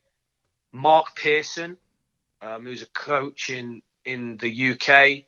Again, very similar impact on me and my career that Zach had. He was the first person to introduce me to stats, and he was the first person to introduce me to course management and strokes gained. He was actually also the first person to introduce me really to like the business side of golf. So I learned a ton from him, and he was the first person to give me a few tour players to work with because he worked with tour players at the time. So I guess there's been a range of golf coaches and a range of professors that have really helped me. Matthew Cooke, obviously, was the first person I coached with, and his drive, and me and him started game like training together. He's no longer part of it. He still supports me a lot and does a lot of things, but his drive to learn and get better and be the best he can be was amazing. And it was actually Zach who brought me and him to Florida. And then I think away from that, I like people like I like motivational stories. So I read a lot about John Wooden. Obviously never met him, but I have like mentors, I guess, that I've never met. I love a guy called Inky Johnson. I read a lot about Inky Johnson and think of his life story. And yeah, just motivational, inspirational stories that I try and connect with on a daily basis. But the main people would be all those people that I've said there. And actually, my dad was a phenomenal rugby coach who saw the game a little differently, who had slightly different beliefs, and played at a good level and coached at a very good level, collegiate and England sort of level. So I think a lot of my coaching philosophy and my ability to try and see things a little differently and be a bit more fluid and a bit more free than a lot of coaching styles was born into me from my dad being a rugby coach, a very innovative one from an early age. Well, I think that's huge because, if you follow the norm, like Einstein, theory of relativity, he was basically chastised when he brought that forth at first. And if he would have never went outside of the so-called science of the day, that would have never come about, right? Yeah. And then I remember I was fascinated by the ESPN 30 for 30 when they had the history of the Russian hockey team. I don't know if you had a chance to see that. Yeah. Right? So that coach, the thing that sticks out to me the most about that was how he told the higher-ups in Russian government that he needs to come to the U.S. and Canada to learn more about how to coach hockey. And they said, well, no, you're not going, because how are you going to beat them if you just do what they do? And here's a guy who basically knew nothing about hockey, but then he started incorporating dance choreography and all these. They basically developed their own process, and they became the machine. Nobody could beat them. It's funny you say that. A lot of my most recent work in golf, the golf range challenges or the golf outs, as I call them, is modeled off CrossFit. Because in CrossFit, you learn all these crazy movements. You learn to skip, but you jump over the rope. The rope passes under you twice for every one jump. You learn to do pull-ups, but actually you learn to do a muscle-up where you do a pull-up and then you get above the bar. And you do push-ups, but you do them in a handstand position against the wall. Mm-hmm. So when I first go to CrossFit, I'm like, I can't do any of them. You can ask your brother. I was a little chunky when I was at IJGA. So too many nice bars on the Hilton Head. So I can't do any of these movements. Not once did I learn these movements in a blocked fashion or in isolation. I only learned to do these movements in the context of doing a workout of the day. Always against the clock, always against other people, always spacing, variability, and challenge. And guess what? You can do every single one of those movements. And there's no genetic gift. See, I'm 38. I'm over that peak now. I'm going the other way, right? You're on my side of the I'm going the other way. I'm going the other way. Now, never once did they pull me out the class and say, just go into that corner and just practice your skipping. Never once did they pull me out the class and say, just go practice your muscle ups. It was all, they would come in the middle of the chaos of a workout and say, hey, what do you think you should do with your grip? If you're pulling on the bar, would it be more effective to have your hands wide or narrow? And I'd be like, oh, actually, narrow is more effective. Yeah, just next time you come to this station, just narrow your arms, do everything the same. Boom, muscle up. And it's like, I'm learning it in the chaos. So what actually happens is I retain the movements because there's so much going on in my mind that I'm now like when I'm in the stress of competing or when I'm fatigued, I can still do these movements. But if I'd only ever learned them in a reductionistic, blocked environment, the chances of me accessing them in the chaos of a workout are limited. And I tell you the craziest experience I had with this. I'd just learned to do a bar muscle up, and I went to another gym and I couldn't do it. And what was different? It was just another gym. And it took me 5 or 10 minutes of attempting to actually get it. And nothing had changed. It's still a bar, right? The change to that environment is so small, but it wasn't the bar that I was used to. So whether it was a psychological thing or a sensory perceptual thing, I don't know. But what I do know is I got it in that other environment. And once I'd got it in that second environment, everywhere else now, it's relatively straightforward. But I never learned any of those skills in a blocked fashion. So some of these golf range challenges that I've built, you go against the clock. It's like you've got to get as many points as you can in 20 minutes. So the clock's counting down, and every time you miss, you get a 30-second time penalty. Or if you hold the putt, you then hit an iron and then you hit a drive. And it's really modeled on the sport of CrossFit, because I know that there is retention and transfer of skill in CrossFit. One, because of the science that I know of learning, the science of learning and the science of human performance. But number two, because I've also experienced it. Yeah, the adaptability and using other industries to improve yours is.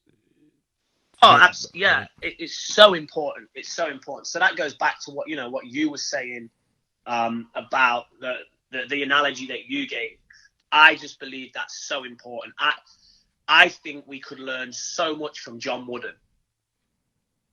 Golf coaches could learn so much from John Wooden, mm-hmm. and put that into their coaching. Arsene Wenger, who was a soccer manager for Arsenal, revolutionized soccer. Everything was done to time on a slightly smaller pitch. And training was very demanding. You had to adapt very, very quick feet and very, very good touch and skill to survive in Arsene Wenger's training. And then Arsenal became one of the best passing teams ever. Pep Guardiola then furthered that at Barcelona. I just thought of another example. It slipped my mind. But yeah, I actually went and watched Arsenal train a few times when I was building my golf coaching philosophy. And it helped me a lot. You can see spacing, variability, and challenge in the way that Arsene Wenger used to train Arsenal when players like Thierry Henry and people like that were there. So there's a lot that we can learn from other sports to transfer into golf coaching. 100%. Was there anything when you were learning from all these people and reading and studying and meeting with that absolutely blew you away, or was there anything that you were sure of when you got started that later on you realized that it was completely wrong? The thing that blew me away was how the professors were so generous with their time. Probably cost $40,000 a year to go to Florida State University. Mm-hmm. And Dr. Anders Ericsson is maybe the most published guy alive on human performance right now. And he was like, "Oh, you coach a different sport and you've read all my books? Yeah, come on, let's talk." And I was like, "What, really?" That was what blew me away. And then I think the one thing was when I first started this, it was like, "Oh, look, focus on the target and external focus. All of these studies say it's better, so I'm gonna get my players to focus on the target." That was not what I should do. I should still treat the player as an individual, and I should be not evidence-based, where everything I do is based in evidence. I shouldn't be that way. I should be evidence-led. So I should always have the research and the philosophy in the back of my mind. But deep down, I should always know, well, they're telling me they're not focused on the target. They're telling me they're focused on pressure going into the floor on the left foot. But, man, these quality of shots look amazing. The ball strike looks great. Maybe I should just roll with it. You know, at a time, I had a bit of a conflict with the focus band. I really wanted to know what it was measuring. And I wasn't sure that for $500 you could be changing someone's neural pathways. Mm-hmm.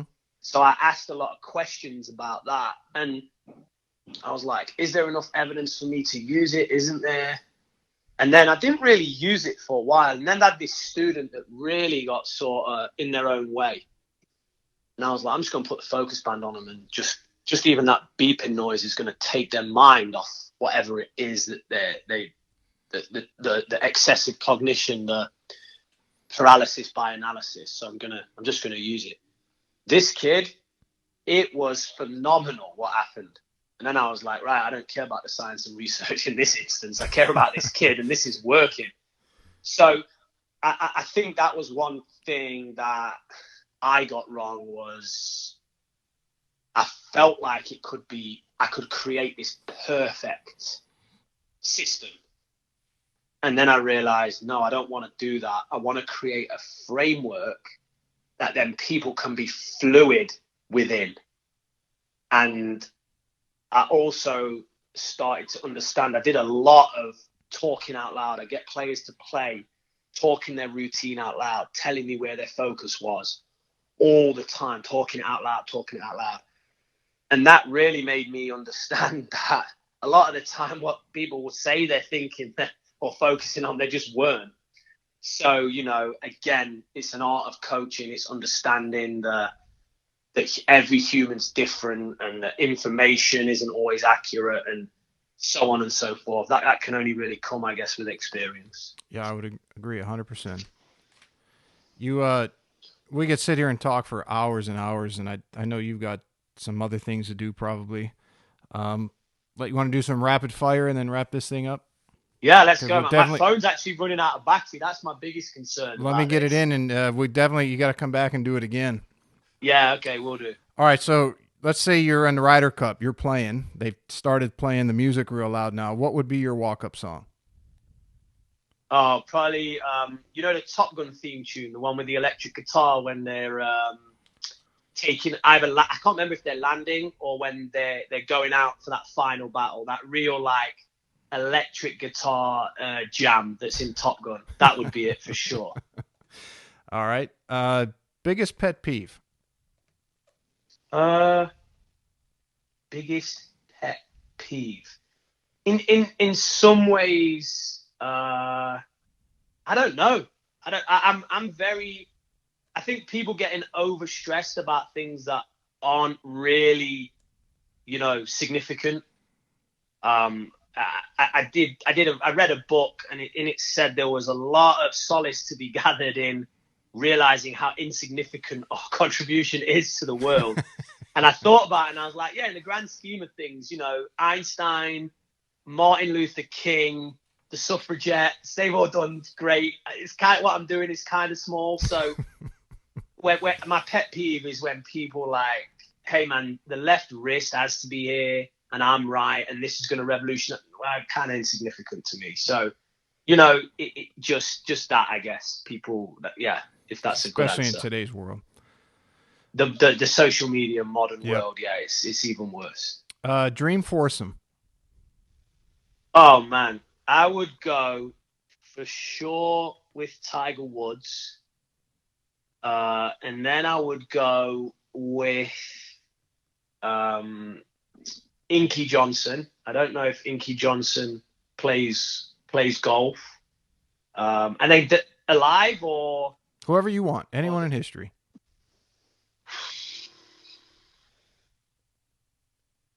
I think Martin Luther King would be a great one. I'd like to have conversations with him.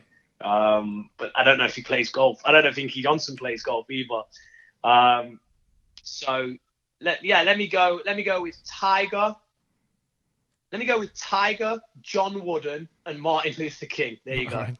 That'd be a hell of an interesting grouping right there. Yeah, there you go, yeah. Best course you ever played? Oh, St Andrews Old Course. Not because it's the best course I've ever played, but I got goosebumps now. When you are there and you walk around there, it's like it's not real. Mm-hmm. And the ghosts of golf. I watched Tiger win the Open there. It was crazy. I've played there a couple of times. My mum's Scottish. I have a US girlfriend, and I took her there, and we had a drink at I think it's called the Jigger Inn, and just eating fish and chips just off the seaside there, just everything about that place. And then also hitting high bomb draw over 17, which I actually managed to do, and making double when I hit it against the wall was also a very memorable experience. So that's my favorite. Yeah. Probably your favorite double of all time. Oh yeah, it was so. Yeah, the driver 4-iron it was so pure, but my short game was a little exposed. Let's see. Biggest celebrity crush. Oh man. Who would that be? I would say from back in the day, Angelina Jolie and Gone in 60 Seconds is a pretty solid one for me. That's pretty good. Yeah, she's got a bit of a rebel side, and in Salt, I think she's in Salt as well. So I would say her. Yeah, Angelina Jolie for sure. Let's couple more. Where would you go if you were invincible? Or I'm sorry, invisible, not invincible. Where would I go? I mean, the first thing that sprung to my mind was the Masters, because never had any success getting in there or working with players that have qualified for that. So the Masters, but I think I would really like to see what Donald Trump's like. So I would want to go into that White House, and I would want to be able to answer, is this guy playing a game? Is he as crazy as what some people think? Or is he actually a genius? Mm-hmm. How does this guy speak to people behind closed doors? How did he do The Apprentice, be in WWE wrestling, and then become freaking president of the biggest country in the world? And then, be responsible for these debates and arguments? I just want to... The guy is fascinating. So I would like to go in the White House and snoop around and just see what he's like, just for my own personal, just to be able to answer questions about it. That's an interesting answer, and that's one I never thought of. But that would be very interesting. Yeah. Two more. Your favorite era in golf. So I'll give you a selection. So you got the Jones-Hagen era, the Hogan, Nelson, Snead. The Nicholas Watson Trevino, the Faldo Ballesteros, and Sandy Lyle, Tiger Phil era, or the modern Spieth, Koepka, and DJ. I like the Tiger Phil era. That was my era, right? So when I'm 17 years old or 16 years old, so 1997, 15 years old when Tiger won the Masters. Had that poster on my wall. I supported Tiger as an amateur. And everyone was talking about him in England when he was an amateur, and he was this golfer who was wearing Nike stuff. And, there's no doubt in my mind I would not be doing this job with the moderate success or with the revenue that it creates if Tiger Woods had never been in this sport. He revolutionized the game. And then he also, racism wasn't too far away past then, and debatably might not have been from, I don't think he was allowed to play some courses when he was younger because of the color of his skin. So he didn't necessarily revolutionize a game. He was revolutionizing the world, and we were watching this happen. So I just love that. And I love the fact that there's Spieth, DJ, and Koepka and all of them now, and Tiger's still in there with them. It's just the best. So that would be my area. Anything with Tiger in. Cool.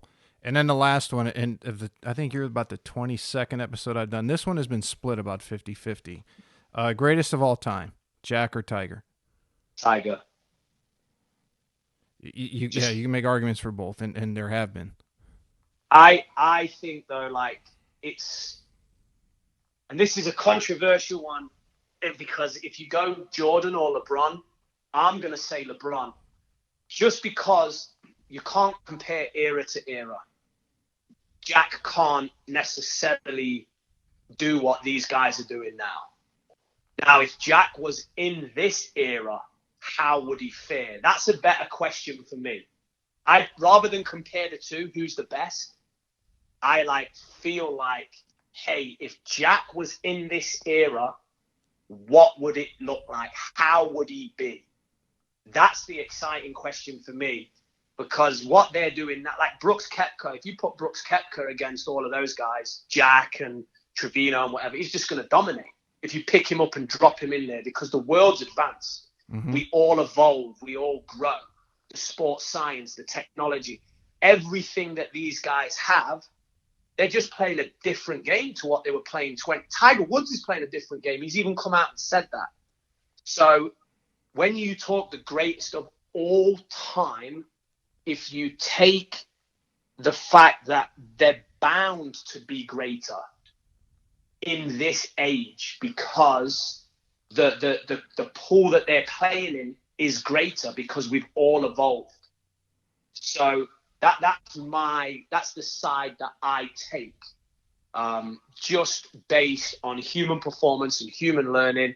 Tiger is the best of all time, because you really struggle to compare era versus era. Does that make sense? I don't know if I've done absolutely. It's a very good explanation. Yeah, so that's where the LeBron Jordan one will get some serious hate, but I'm just trying to justify that. Well, it might change. I think a lot of people's mind changed after watching The Last Dance, and I'm not going to give you any spoilers, but when you'll see what everyone's talking about once you see that, and it goes to your area of what you're a professional at and your expertise at, and that's the mental side. Yeah, I would say like Jack paved the way for Tiger in a lot of respects. Mm-hmm. If Jack only wins 13 majors, what's Tiger doing right now? Like, without Jordan, is LeBron the same player today without Jordan paving that pathway? Probably not. So we're all evolving, right? We're all going at different rates. I actually, the guy who played for the Atlanta Falcons and the Atlanta Braves, that's like an athlete. I can't remember. Deion Sanders, is it? Deion Sanders, yeah. Well, when people are talking about greats and talking about Jordan, why does no one ever mention Deion Sanders? Because to me, you got to, oh, sorry, guys, I can't play in the Super Bowl because I got to go and play in the World Series. What the heck? It's a good dilemma to have. I watched that documentary and I was like, how has no one ever told me this? So I love these debates. But again, for me, I'm not trying to be right or wrong when I say this. I'm just trying to get people to think, or, trying to give explanations to things. I just think, I really don't care. I think all of them are magical. And I think when you get to witness greatness, Andrew Rice often talks about Lionel Messi. I agree with that. You just have to sit back and say, wow, what are these people doing? How are they achieving this? Let's enjoy and let's try and learn. That's some good stuff. As always, Iain, you've always got great stuff. I enjoy talking to you. I wish we could do it more. I enjoy listening to your talks and lectures and YouTube and all the stuff you've got going on. If someone else wanted to learn more from you, schedule time for sessions, have you do seminars, guest speaker, they want to take your certified GLT classes, what's the best way to reach you, and what's your social media handles? I honestly think the best way to reach me is if you go to iainhighfield.com. Okay. So IAIN, Iain, that's spelled the Scottish way, IAIN, Iain.Highfield, iainhighfield.com. or you can email me at Iain@IainHighfield.com. They're the best two ways. And on my website, IainHighfield.com, there's a calendar. You can just book a free 30-minute call, or you can email me, Iain@IainHighfield.com, and just request a free 30-minute call. And I'll jump on the phone with anyone that reaches out. And then the other two good resources that are on the go would be Instagram and YouTube. So Instagram is Game L Training, and YouTube is Game Like Training. And then my podcast is Beyond the Mind.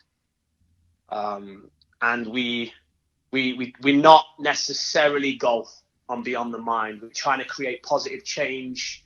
Everything that I've learned in golf, we're trying to apply into life and just take more action, be more practical in the way that we go about our lives to try and create positive change. That's awesome. Always doing good stuff.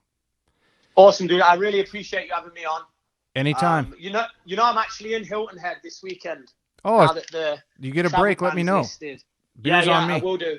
Yeah, I will do. Probably the best night for me will be Saturday evening. So I'll drop you a text. Wonderful. I'll drop you a text. You have a great night, buddy. Yeah, thanks for having me on. Good luck with the podcast and future shows. Awesome. Thank you. Take care, man. All right, everybody. Thank you so much for listening to today's show. If you enjoyed it, you can find more information on today's episode and other topics at golf360.blog. There you'll find the show notes and links related to this episode, as well as any other episode that we've done so far to date. If you're interested in improving your game and would like to learn more from yours truly by taking a private lesson, a half-day or multi-day school, club or putter fitting, you can reach me through the blog site or by email, pete@golf360.blog. So some of you may be asking, what is the golf paradigm? All you have to do is click on the homepage while on my blog site to discover how you can start playing better than you ever thought possible. Or you can simply sign up, again, on the blog page for my instructional videos where I give regular tips on all areas of the game to include the swing, club design and fitting, health, fitness and nutrition, the mental aspects, and equally as important, the integration of all those things together. I'm also on social media, and you can find me at The Golf Paradigm. That's PARADIGM. And I'm on Facebook, Instagram, and Twitter. And don't forget to subscribe to my YouTube channel, also under the same name, The Golf Paradigm. Facebook is usually the best way to reach me for questions and or comments, and I look forward to hearing what all of you have to say.